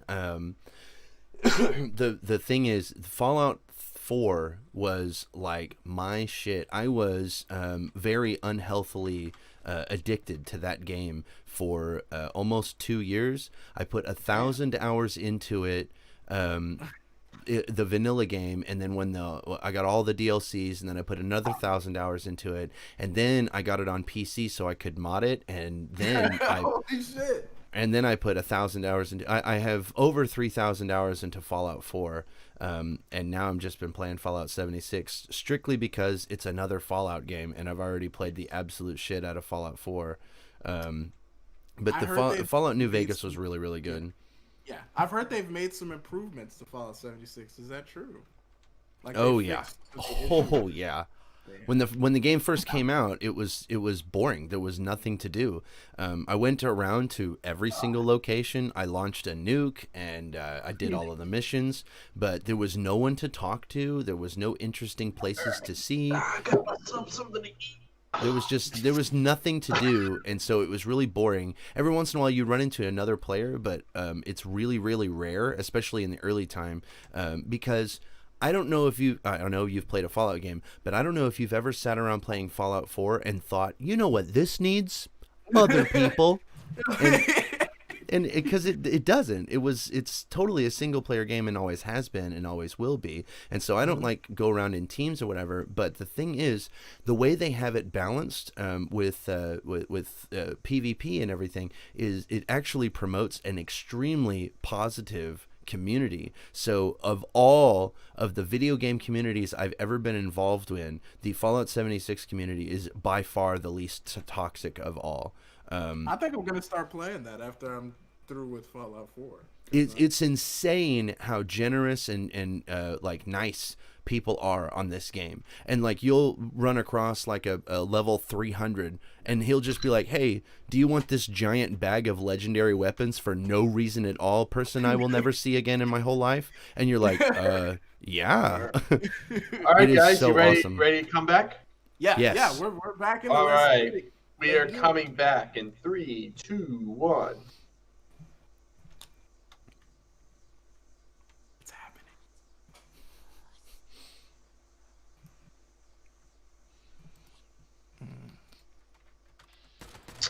All right, guys. So we're back on the Drummershy show.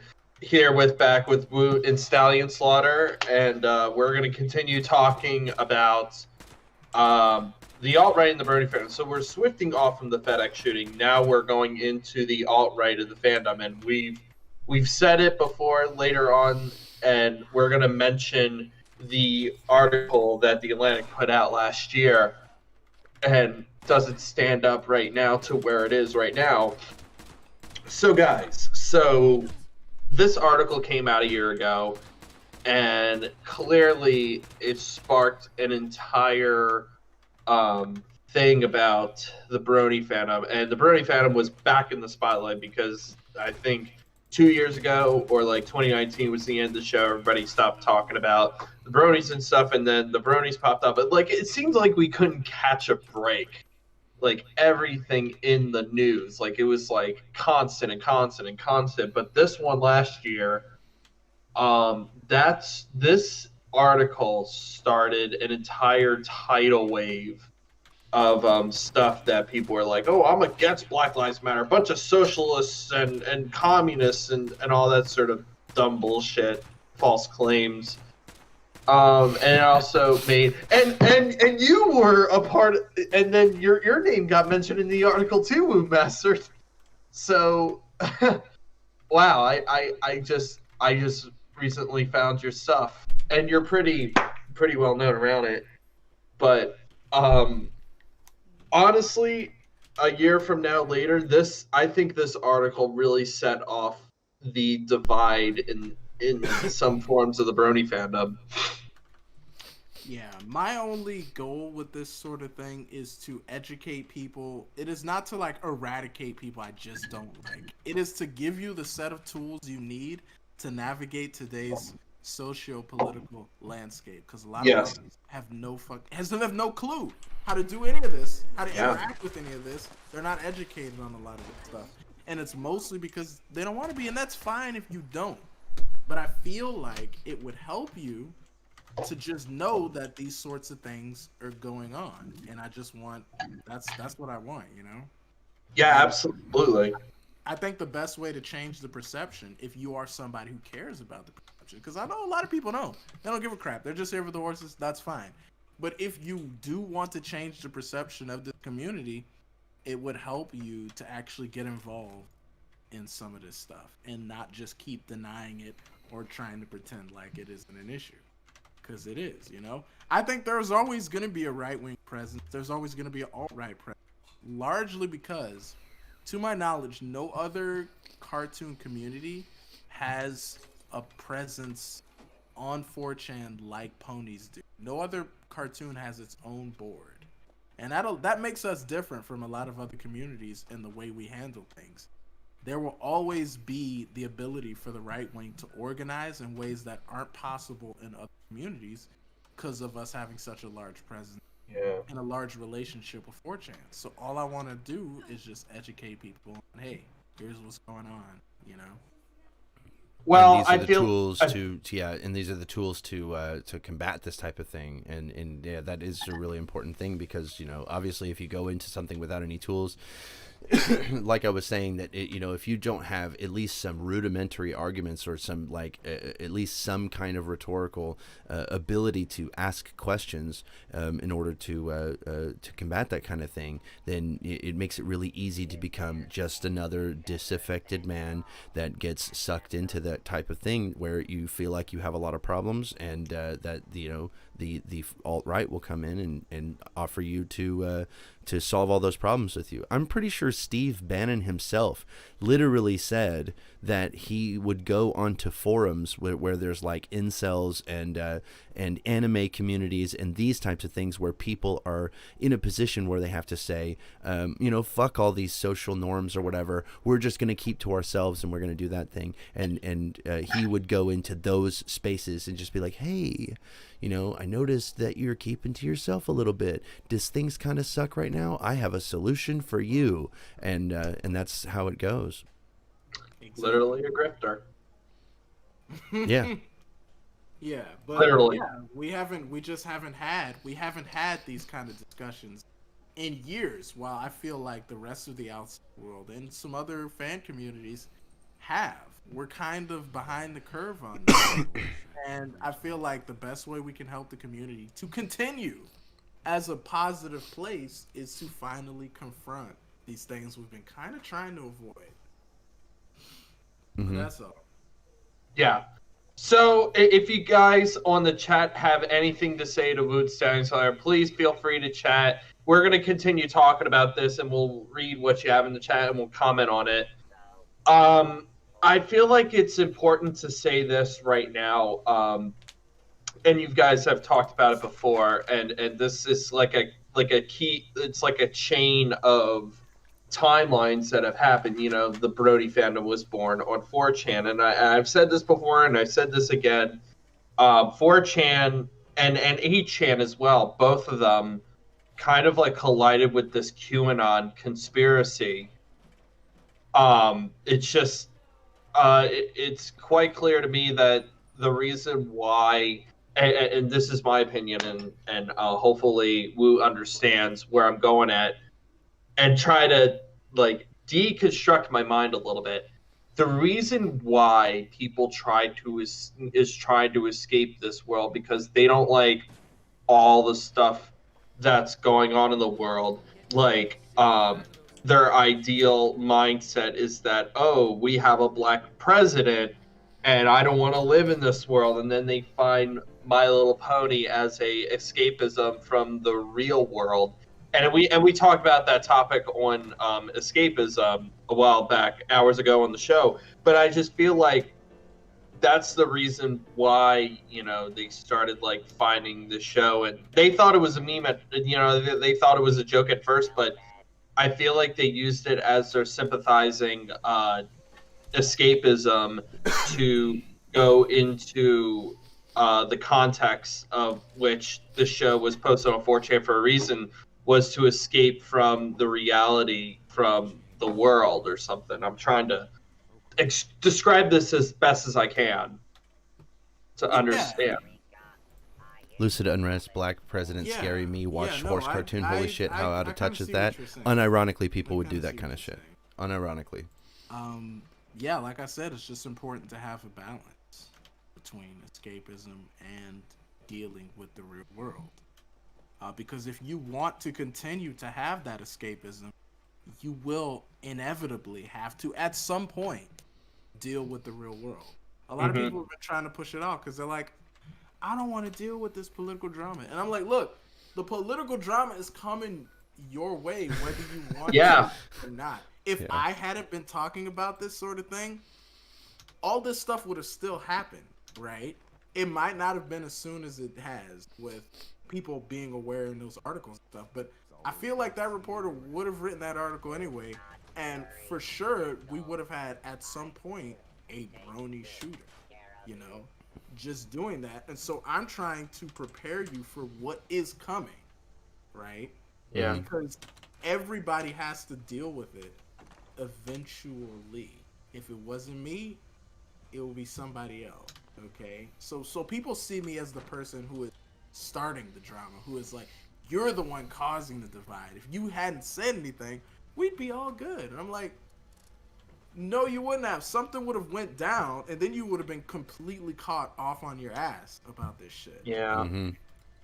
Well, don't you think that all this stuff, and especially the Atlantic article, do you feel like that, you know, years from now, I feel like the Brony fandom right now is on a rebuild stage at this point, because most of the people have left the fandom because of all this stuff that's been going on. But I feel like there's kind of a tiny rebuild of people like us who care about human rights and social justice, and really do care about, you know, accountability. Because I feel like when you made the song with the Wonderbolts, Love and Tolerance is Dead, I'm like, okay, this song is so... Yeah, I feel like listening to it feels like a brand new song each listen.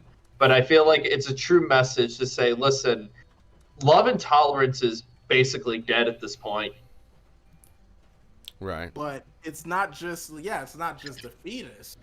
It's saying we need to find something that is more relevant for our struggles now. You know, we can't just cover this with a band-aid, you know, and being a Brony doesn't have to represent, it can be a good thing, but you have to put in the hard work of actually confronting problems. It's not just going to magically solve itself, you know, and I still call myself I'm not somebody who has completely said, oh, the community's trash, I hate everything in it, because people think I hate the pony community, I hate Brony. And no, I don't. I love ponies, but you gotta do the tough love and the work You gotta hold the people accountable. Yeah, exactly. Because it would have been like, trust me, it would have been way easy to just fucking leave. I could just became a furry. And be like, hey, I'm done with the pony shit. I'm deleting my whole channel. You know, that would have been easier on me. But I like this community too Yeah. much. So, a community that's done so much for me, so much amazing music, amazing musicians, has formed so many bonds. I cannot leave it behind to just slide into bullshit. Okay. Pretty much. You know, for G5, we got to do way better if people are still staying off. Well, that's funny because G5, when that got announced, I'm like, okay, this is pretty good. And then you should have seen Slash MLP Slash. They went ape shit. Yeah, their brains have become so poisoned by culture war shit that they see a character has short hair and they're like, oh, that's a SJW, that's a Tumblerina, and I'm like, you're creating your own boogeyman, okay? Yes. Before the shows even come out, oh, she's an activist. Oh no, ooh, like Twilight's an activist. Are you fucking serious? I'm done. Twilight literally was just like begging Celestia in the first episode to go and be an activist in Ponyville. Solve this. And clearly nobody noticed it. When Celestia was like, "Chill out and make just don't worry about it." Like, these themes have been here in the show from the beginning. Yes, they have. Because now people have gone through the culture war. Because now everybody's an anti-SJW. Things that seemed innocuous back in the day now must be result of some leftist communist SJW indoctrination. And it's like, no, these are the same themes. You're just now applying them in a different way, you know? Well, clearly the show itself in its entirety, they think, oh, well, you know, you're a bunch of social communists or whatever. Listen, the entire show staff is mostly liberal. Yeah. They're liberal. And that is sort of a point I do like to bring up sometimes, is that liberals will sometimes accidentally create something that can be misconstrued as supportive of more like extremist viewpoints, just because of the nature of liberalism sometimes. Like in the early days, Lauren Faust, she was just like, yeah, let's make this nice little show. We'll have a character like a zebra, which now by today's standards could be seen as like the magical Negro stereotype of the tribal character in the woods. But she just wanted to teach a simple anti-racism lesson. But I've seen some people, Nazis especially, take that as, look, the ponies segregate. They make sure all the other ponies stay in the woods, you know? Like, you can sometimes accidentally create things that can be co-opted in that way if it's not even on your mind at the time. And it sucks that we have to approach fantasy with this mindset of, okay, how can this be misconstrued? But that's the times we're living in right now. Literally. Yeah, there was I've heard this from the WoW community as well, where people are saying like orcs are racist or something like that, and and so we've had that, and then we've had people, unironically take the image of orcs and use it as a racial stand-in. Now the problem that I guess the problem that I would have is that we're going constantly through this death of the author type of thing, where they created something, and the right wing tended to adopt that and be like, yeah, hey, look at this segregation, a monarch, or something like that. They say, oh, it's an ethno state because it's a monarch. Yes. Oh, God, it's so stupid. But yes, that's pretty much all I have to say right there. I had something else, but I forgot what it was. Come back to me. Okay. But it's so dumb that you try to create these that are not super in your face about stuff, that are except palatable for everybody. And then when you get to later seasons, you try to be like, okay, we'll be a bit more specific. We'll have some bit more specific examples. Then everybody's like, oh my God, the SJWs have come in and ruined everything. Well, it's because kind of like in those earlier seasons, clearly not everybody learned the lessons they were supposed to learn, because we have to go back over these things and be more specific to it.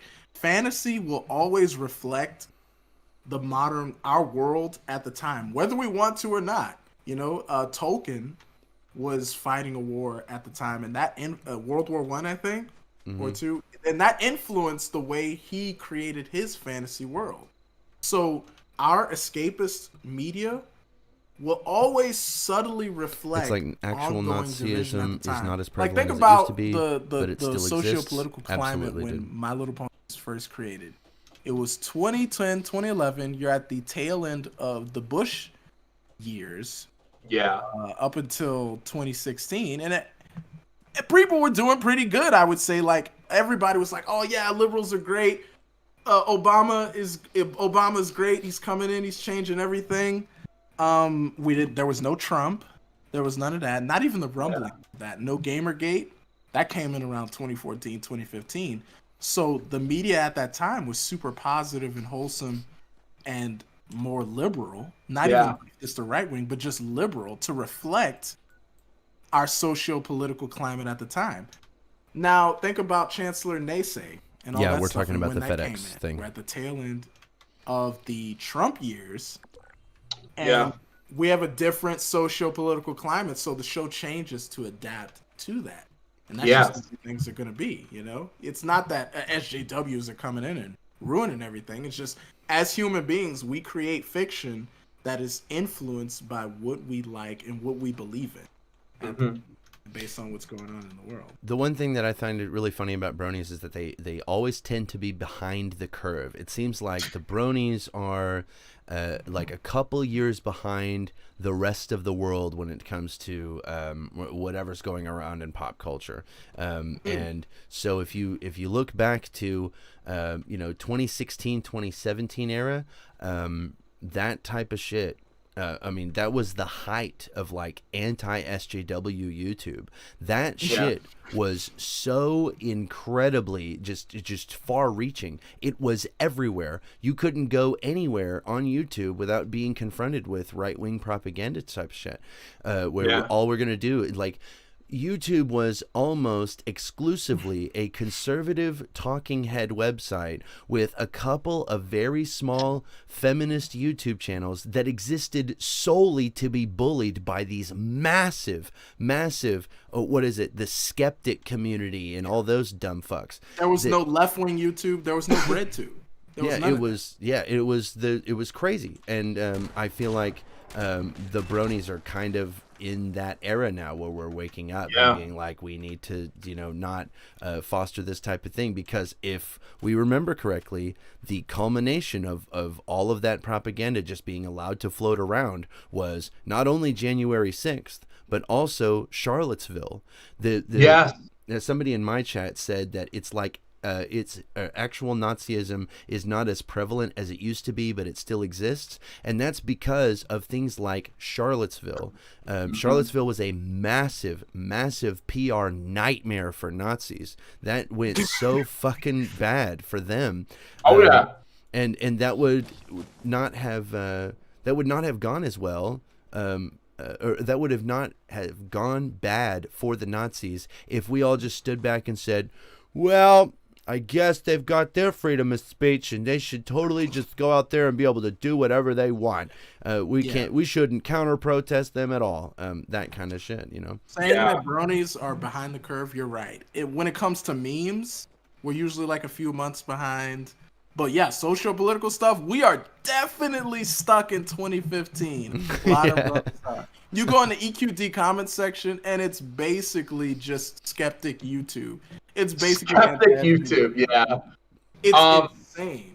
I know. So one of the people that sent in the chat is, do you think the staff of the show created one of those unintentional problems you spoke about by having all the main cast be voiced by white actors except Zakora? Correct me if I'm wrong, if I believe that's the case.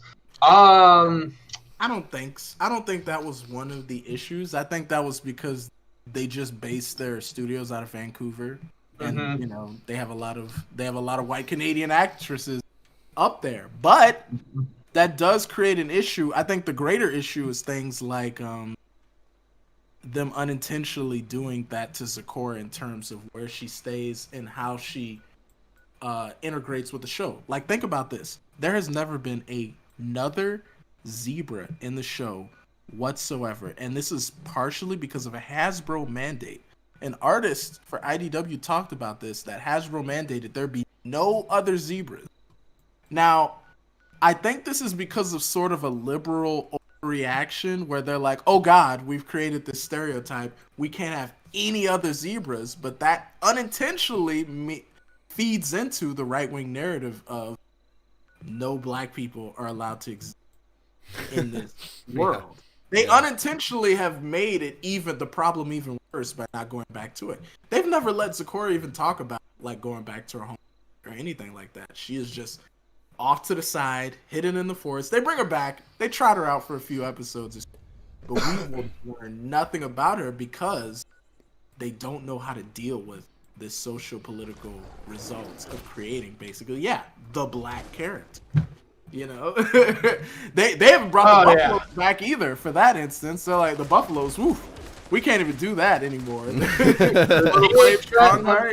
Buller Media, DHX Media, man. Oh boy. But my feeling is you can actually create a positive leftist message if you take these would-be stereotypes and reintegrate them in the show and actually explore stories with them. But by being mostly liberal, they're just scared to do it. So they're like, okay, no more zebras, no more buffaloes. We're sorry, we messed up. No more racial stereotypes like that. And it's like, you're just feeding into a right-wing narrative in the first place. You should be able to do these stereotypes, but have a positive thing come out of them. Yeah, it would have been based as fuck if there was another zebra that came in, and the zebra was just all like, hey, what's up, guys? Yeah, I'm a zebra too. And all of the fucking ponies were just like, oh, wow, we know a zebra. Do you know this other zebra? Her name is Zecora. Do you know her? And it's like, why the fuck would I know this other zebra? You know, that would have been based as fuck. Cool shit and funny shit like that, but you shut yourself off from that. Yeah. And they did it unintentionally. So to answer that person's question, yes. They kind of have accidentally created their own problems because they're kind of pussies. Yeah, they kind of did. So, how do we... Oh, wait, hold on. Can we talk about zebras for just like 2 more seconds? What was it that somebody said? Okay, you know how we've had some discourse, like it was at the time, it was kind of BuzzFeed tier discourse about black hair, and it was it was really funny to me when Sethisto had this. I think it was Sethisto made a post. It was just like, do you think Zecora's hair is just naturally like that, or does she use product? And it was like, bro, tone deaf, dude. Oh my god, Jesus. Sethisto doesn't know how to read a room. That's his main weakness. Like, does he have an equivalent high school education? I'm just trying to ask a friend. He's the leader of the website, and not only that, he doesn't listen to people. He probably built it off the WordPress, probably. Yeah. It's such an archaic. God dang, man. But do you think with the new G5 movie coming out, because it did say in the synopsis, I'm not going to spoil it, but they said like activism and stuff.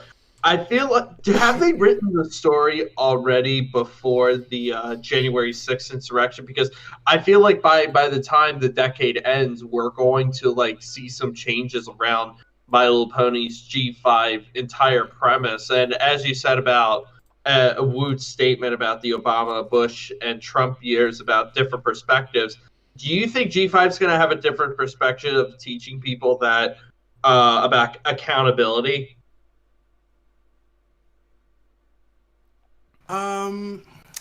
Yeah, see, like, again, what I said, real world events are going to impact the fiction we create, no matter how hard we try to run from it.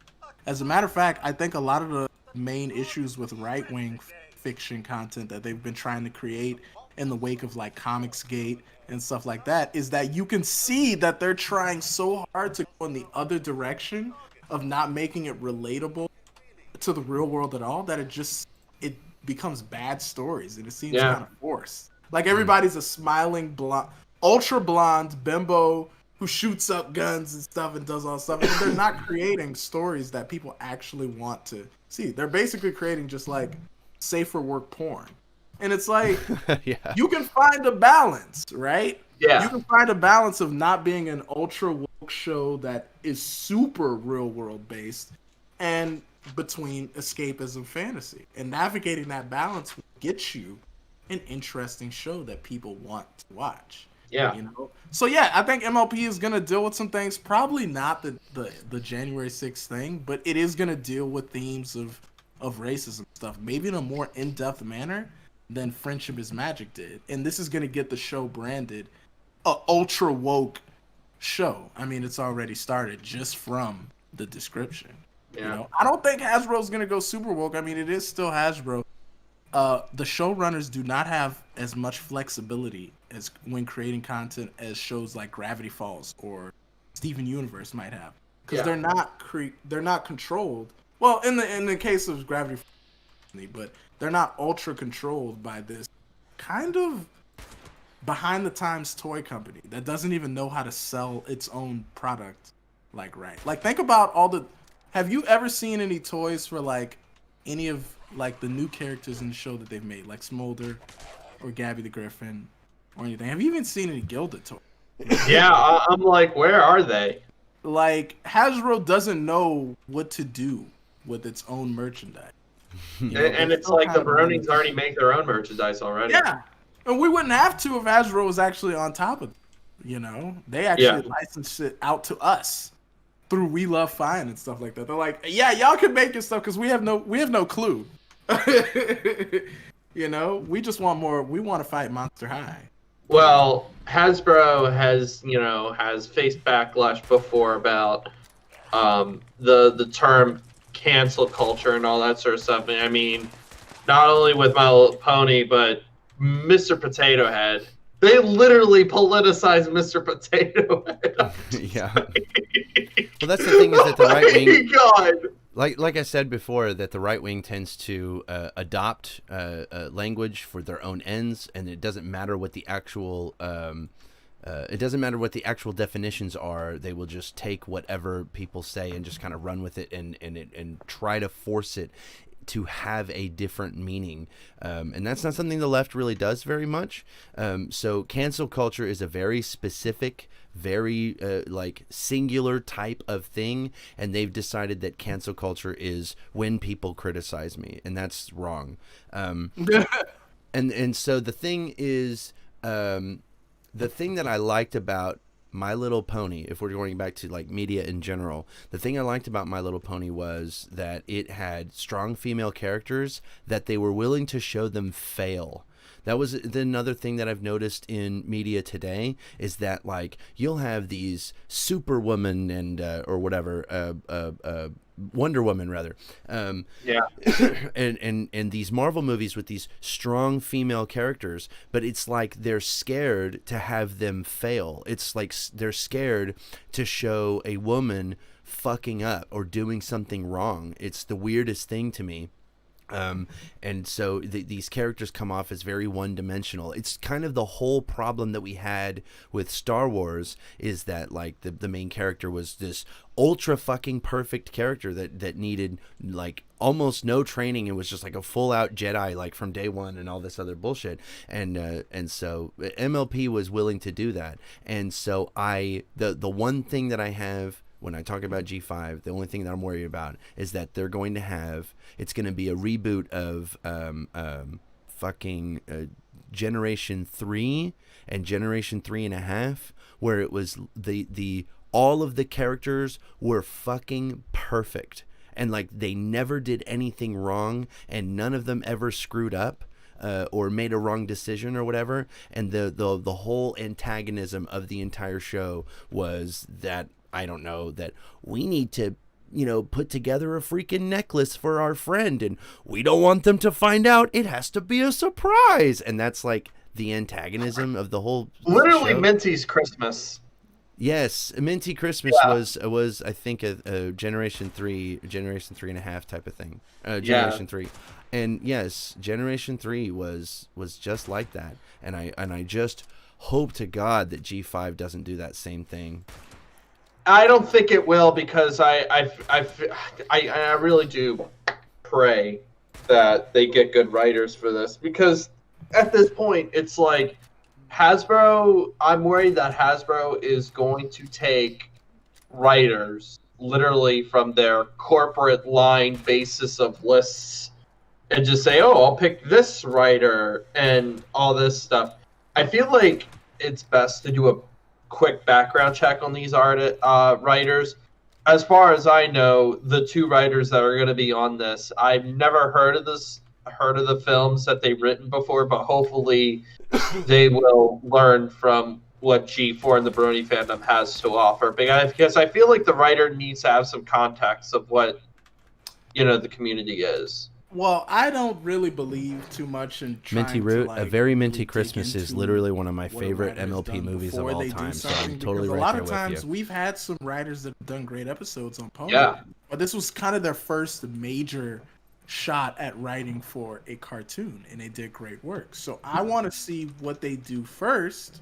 But that's on the that's show, kind and of then my I'll whole judge problem it, with the after the G5 is that they were the Yeah, conflict pretty was much. always really late. like that. I just think they need to take this good direction onto like making this like a continuation of a somewhat like successor of G5 than just steer back and repeat G4 with other stuff. I feel like it needs to be a successor, in my opinion, if it wants my attention, if you want to bring, because all G5 needs to do, and this is my opinion, is welcome in new fans and as you said, teach them the ways of our community and not pay attention to the stuff that's like destabilizing our fandom, which is alt-right stuff. I feel like it's bad. I mean, Wootmaster, you could be a teacher to so many people and teach them the ways. I mean, you should, by far, you should be like an advisor or an advocate for goodwill, teaching to people starting out in the Brony fandom. I think you're a perfect example. I don't know about all that, because I don't want people to just conform to the things that I say, or they have to be just like me and believe in what I believe in. I just don't like fucking Nazis. That's the whole thing. Yeah, exactly. Other than that, I'm just kind of like a regular, just kind of freak brony. Like, I'm into some weird stuff. Like, don't follow me, please. I am not a good role model, right? But I do think I can help some people just navigate some of this stuff. That's why I try on my Twitter to not be super de-duper call out political. Like, I try to keep a good balance between, we got some memes, we got some art, and if I do talk about something, it's in a way that will allow people to be educated. Because I hate going on the Twitter, seeing so many people talk about, like, what happened, and all it is just, oh my god, I can't believe they did this. It's like, well, what did they do? What's the context with it? And Yeah, what's literally the context? It's basically. always so confusing sometimes. So whenever I talk about something, I want it to be digestible to people. They can learn. Hopefully. Yeah. But yeah, I would like to advise the show on making sure Smolder gets a proper representation. It's a gigantic orange dragon. Yeah. Do that would be great. I would then quit the fandom, because my work is done. So you're leaving the fandom. That's it. That's the headline. Wootmaster leaving the fandom now that Smolder has been confirmed. Yeah. So, one more thing before we go, because we had a really great discussion. I would like to show all the people the amazing art Joris J17 has been putting out for us. He made us this today, and he forgot to draw Stallion Slaughter. Damn it! Yeah, he said he didn't know that I had an OC, and I guess I don't put her out very much. I do have an OC. I've been accused of my OC being a Tracy Cage clone. I've been accused of that, so that's really nice. Even though they don't look the same at all, but they have similar. I'm so sorry. Look how they did you. Oh, Yeah. now they did you. You're fading from existence. They did you kind of dirty. They Just did a too. little bit. Why am I the only one that has special treatment? That's no fair. Yo, y'all, the artists, look, y'all gonna have to go back, look at Stallion's OC, and please draw them into this picture. You did it in pencil, so you can erase. You can do it. I believe in you. Yeah. They did you dirty, bro. It's So all right. It's all right. if you guys want to continue drawing art for the show for a special guest, please. That would mean so much for the stuff because we are trying to build up everything that we can. So it is 10:39. That's gonna do it for our show. Whoopmaster, Stallion Slaughter, I really do thank you for coming on to the show. That was fantastic. Yeah, I'm glad to be here, and I'd like to come on again. It's a pretty cool show. Yeah, and before we go, you guys, reminder: if you guys would like to donate to the GoFundMe page for the FedEx shooting fundraiser, please go do that. Yeah, make sure you guys go donate to that. I will tag my social media one more time. It's YouTube, Drummershy, Twitter, and I'm also on the Politically Charged podcast. And so I'm gonna do one more show before we go on a 2-week break because that's when I go to that's when I go to Six Flags with a couple of my friends, and then I'm also seeing a concert for Jordan Rudess. So my week is my other 2 weeks are gonna be pretty busy, but next week we're gonna have a show. I gotta find up topics. And we'll definitely come back with live callers if you guys want to join in, and we'll talk directly to you, the viewers, with any questions that you have next week. And then we're off for 2 weeks. So that's going to do it on our show. Thank you so much for joining. And remember, if you haven't got the vaccine yet, please get the vaccine because it will not only save our lives, but these two gentlemen will hopefully play at a convention or an event. So please get the vaccine, and we really urge you to get it. Do it. Save lives, right? Yeah. Get that 5G. Get that microchip. Come on. All right. Bill Gates wants to upgrade you. Yes. Yes, upgrade with the high-speed internet. Anyway, so that's going to do it for our show. Thank you so much. And remember, Black Lives Matter. Take your shot. Get tested, and be nice to everybody. So have a great night. Check you later. Rewind. Okay, that was pretty super sick. Yeah, it's kind of fun. As a matter of fact, I've been meaning to ask you. I don't know if you want me to come to your show. If you ever need somebody to kind of be commenting, well, I am totally down for. That would be. I hope you're talking to me. Yeah, you. So, okay, good. I was sitting here going, "Oh man, I don't want to be like, yes, I would love that." And you go, "Don't fucking talk to me, dumb fuck." I was talking. No, I was talking to you, Stallion. Either on the slaughtering to talk about music or just other wider topics. You're pretty. I like your form of comedy. That would be super, super legit. And actually, you're on my channel right now. When I was playing Fallout 76 and I'm streaming it to YouTube. I've been streaming it this whole time. Oh snap! I'm on the channel. I finally made it. There we go. Are we on? Are we still on, or did we sign off the Twitch channel? Yeah, we signed off. Good. I had to get two cameras. I've got one camera for Discord and one camera for the stream. Wow. I mean, hey, you got to do how you got to do it. Because for some reason, if I try to use the camera on Discord, it won't operate in OBS. Drummershy knows that. That's why we can't see him on Discord, is because he's streaming to.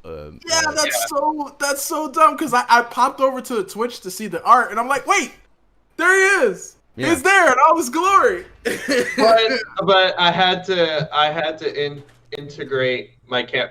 You see me now in big form. I had to integrate it into OBS, and I had to do all the setup and stuff. To be quite honest, I kind of like what I did with the setup. Yeah, I mean, you've got your backdrop and everything, and the camera looks great, and you've got a good mic. You're on it. You're on top of it. Yeah. Yeah. But yeah, it can be pretty difficult trying to figure out how to work OBS. I don't know how you do your chat. Do you put chat on screen? No, I don't. This is usually like an episode or something where we talk, but the chat's usually posted in the highlights. Yeah. Oh, okay. Yeah, because I've got a on my screen. I've got a whole thing that shows my chat underneath my camera, and it just like appears on screen as you go, and it's pretty legit. So that's what I was asking if you have your chat on screen. I just have Well- 3 scenes. How many scenes do you have? I have too many scenes. I only I have have to- 3.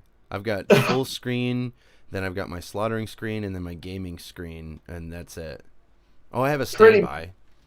Pretty much, you know. Oh, by the way, do you guys know the artist Caliber? Yeah. I'm literally going to meet him for the first time at Six Flags. We're going to ride some roller coasters. Y'all going to Six Flags together? Not fair. Yeah! This is not fair. Yeah, have a good time. Also, unfortunately, I must be running. Okay. Say, I'm being called away to different realms, but I would, again, if you need me to come onto the show for anything you want to talk about Stallion Slaughter, please. I will set aside the time to be on stream. That would be legit. I would love to have you on for a slaughtering. Unironically, that would be the shit. No. Would it be great if Wootmaster, you get on a show and you get a right wing conspiracy theorist? Wootmaster, you gotta debunk them. I can't believe you've been doing that. You are crazy, man. Just get just diving into that. I figured that when it comes to like the Bronies, and this is really funny, because I am. Whenever you're talking about the Brony fandom, I am the very largest left-wing Brony YouTube channel that also lives in Oklahoma at area code 74012. Oh, okay. We're adding the qualifiers. Okay, I got you. So you're the only tiny speck of blue. Yeah, so I'm huge. I'm enormous in that like I have the largest channel that's doing that, and I figured that debates. I love debates. I think debates are a lot of fun. Yeah. The only problem is that, every once in a while I'll find people that are willing to debate. A lot of people have a tendency to get super fucking ass blasted when you make them look stupid on stream. Yeah. The QAnoners are especially good at not knowing when they look stupid, and that's really funny. I feel it. Yeah. But yeah, the Trump supporters, and if this is also an APB really quick. I like to debate, and if you're somebody that you want to either to see get trashed or whatever, I'm always down. James Owen. Man, like find me some targets. Some of these fools ain't even worth it. But no, be great. Aleximus Prime, destroy him. No, he blocked me. I tried to talk to him, and he blocked me right out. I don't think he'd be able to handle it. I think James Owen deserves a beat maybe down. James Owen, but I do have some people in mind, and I will. But I gotta go. All right, see you later. All right, bye. Get the hell out. All right, we all gotta go. Oh shit, that's funny. All right, I can disconnect. Cool stream. Well, that was fun. I don't know what we're going to talk about now. I guess I can complain some more about how, absolutely stupid some lefties are. I'm going to do my absolute best to not do I'm going to do my very best to not do a fucking anti-lefty arc. Holy shit. But these conversations that I've been having are unreal, dude.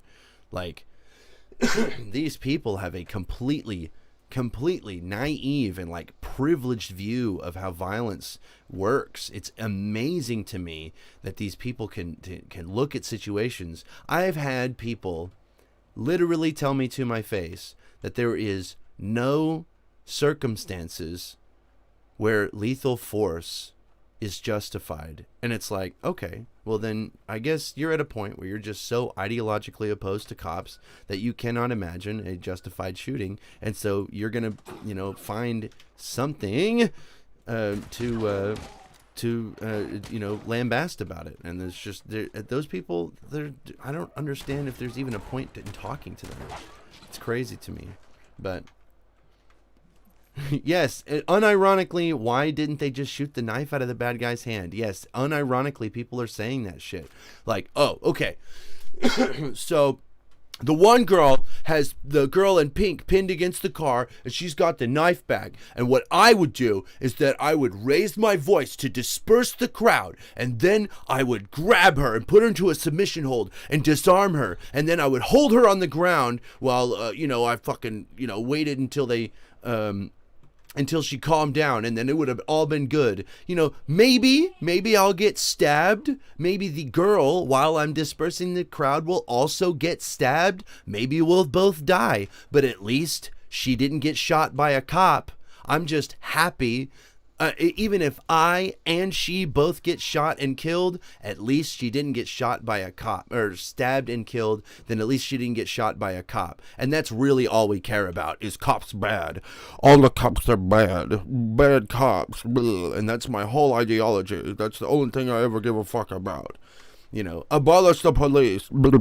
Like, these people are so fucking stupid and so one-dimensional on all their views. They just don't understand how the real world works.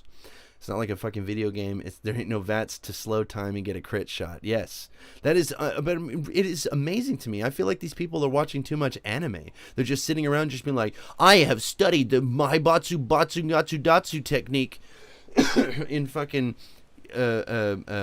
the whole, I don't know, Dragon Ball Z or whatever the fuck. And, I saw Goku do it a couple of times, and it's like, awesome, dude. If you waited an entire season to go disarm this fucking girl, then she's going to kill her person, or the victim. And some of them have been really funny, because I've had them literally tell me that, hey, maybe the girl just deserved to get stabbed. Maybe she just deserved to get stabbed. And I'm like, are you out of your fucking mind? Like, these takes, unironically, from lefties, where they're just like, yeah, maybe she just deserved to get a little bit stabbed. We don't know what was happening right before the cops showed up. Maybe she fucking had it coming. And the words they used was the attack was warranted. And I'm like, nah, dude. Like, you cannot expect me to and then I was like, no, this person was just literally standing and just sitting there next to the car. And then they were like, no, she attacked.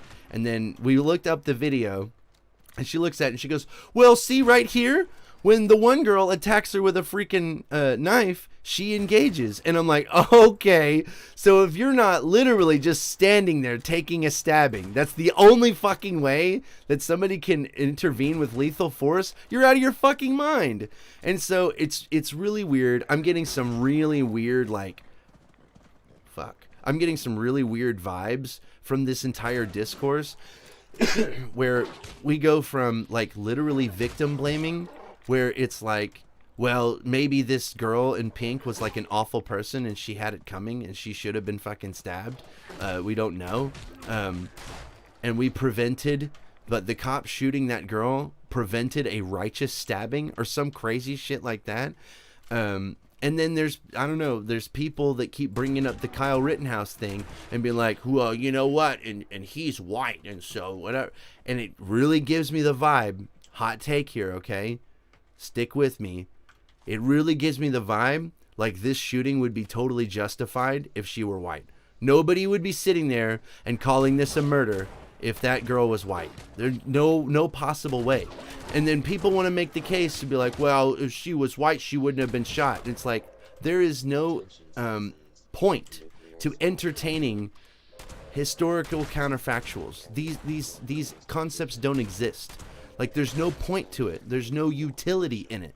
Like, we can recognize the issues with the criminal justice system as a whole, and recognize that there are problems and that it is systemically racist, and this is absolutely beyond dispute, while also not being like, hey, they should have literally gunned down Kyle Rittenhouse after he surrendered. They literally should have just held him down and fucking shot him execution style in the back of the head. and there are people who literally are saying that type of shit. Like, yep, they should have fucking shot him. And it's weird to me. It's weird, bro. That kind of shit. The media shut up after the Boulder, Colorado shooter was found to be Syrian instead of white. I don't know about that. We were talking about that for a straight week, and we found out that he was Syrian like the first day. But yeah, we talked about that because that kicked off a string of mass shootings where we've just had nothing but mass shootings for like, I swear we have not gone a full week without a mass shooting, and I'm pretty sure there was a couple weeks where we had a mass shooting literally every day for like the last month and a half. It's fucking, ridiculous. And I don't think it's hypocrisy. It's not hypocrisy. I'm not saying that well, you don't care about racism. Well, what about white people? No, I'm not saying that. I'm saying that it's just weird to me that if somebody is black, that it completely changes whether or not the circumstances surrounding the shooting are justified or not. That is weird to me. That doesn't compute. To me, that's indefensible. All these people coming out and saying that that this person maybe deserved to get stabbed, that's really weird to me. These people who are saying, yeah, if it means that the attacker does not get shot, then I'm okay with the victim taking a stabbing. And then lefties are unironically saying dumb shit like being stabbed is not a life-threatening event. They are like, it is so insane to me that they would literally say this shit. You know what? It comes from a place of privilege. These people have never faced adversity in their lives, and I'm you know what? I'm glad for them. I'm happy for them that they are able to go their whole lives without ever seeing violence one time. That's great, and I'm happy for them. But it's bullshit that then they would then project that and think that literally everything, that getting stabbed isn't life-threatening. That, I had one of them literally tell me, ain't no 16-year-old gutting anyone in a single strike. And it's like, bro, all it takes is one. You just need one good poke and you're done. It's over. And you're willing to risk the life of the girl in pink in order to save, possibly, not even definitely, to possibly save the life of the girl who is trying to stab her. That shit right there is indefensible. It's amazing to me. And this is one of those instances where ideology is more important than facts. This is one of those points where it is more important. They are literally undoing all the progress that has possibly could have been made over the last few weeks with the Derek Chauvin thing and holding police accountable. Like, the number of right-wing media outlets using this reaction to the Ohio shooting as a way to just dismiss literally everything, and normies, oh my God, are just eating this fucking shit up. There are so many. This is going to breed an entire new generation of bootlicker. Just, oh man, it's so bad. Like, it is so bad. I'm so incredibly disappointed in the left. And I don't know. It is instances like these that I just want to sit down with a Google Doc and just write up my fucking anti-leftist manifesto and just be done with it. And just be like, hey guys, if you're a socialist, if you're into that ACAB bullshit, if you're a fucking whatever third thing, those are the two that I see most often. If you are a fucking ACAB socialist, then I just don't want anything to do with you anymore. You are, all of your takes are dog shit, and I'm just tired of entertaining them. And I'm tired of being put in the position to have to defend you. Like, I would really like to just be able to talk about what is real, what is politically viable, things that are like possible today, instead of LARPing as some socialist dumbfuck that's going to live in your fucking communist utopia, and we're all just going to be singing Kumbaya. We're going to have this community policing where, oh yeah, if somebody fucking starts, killing and murdering and raping and whatever, we're all going to sit down and we're going to have a nice chat. It's so fucking stupid. And another thing about this shooting, right, is that if you get to the point where you're drawing down and one person is about to stab the other person, like, the problem is that people go, well, he shouldn't have let it get to that point in the first place. And it's like, awesome. I'm glad, but that's not what happened. You are at that position now. It's like somebody walking into a bank to rob the bank, and they're just fucking completely and totally like just killing the shit out of everybody in the bank. And if you go, what do? This guy is killing people in the bank. And then you turn around and the guy is like, well, we need to fix the socioeconomic factors that led him to believe that he has to do this kind of thing where he has to rob the bank in order to get by. And it's like, dog, we're past that. He's killing people now, okay? What do? And they're like, well, we shouldn't have had organized a society which, led to this outcome in the first place. And it's like, cool, you're completely ignoring the point, because they know that it's a tough question, and those people are fucking stupid. They're absolutely not worth my time. But anyway, I don't think I'm going to have anything more to say about that. I've been going for about 2.5 hours, and I've got to pack because I'm moving this weekend. But yeah, hold them accountable. But what do? We have to hold them accountable. Yeah. So I'm going to go ahead and get off of here. I might have something more organized and something more pointed to say about all that shit. But that's just on my mind right now. I was arguing with people about that all fucking day, and it's just, it's so frustrating to me. So anyway, I'm going to get off of here. Love you guys. I don't know, subscribe or like or whatever the fuck. Bye.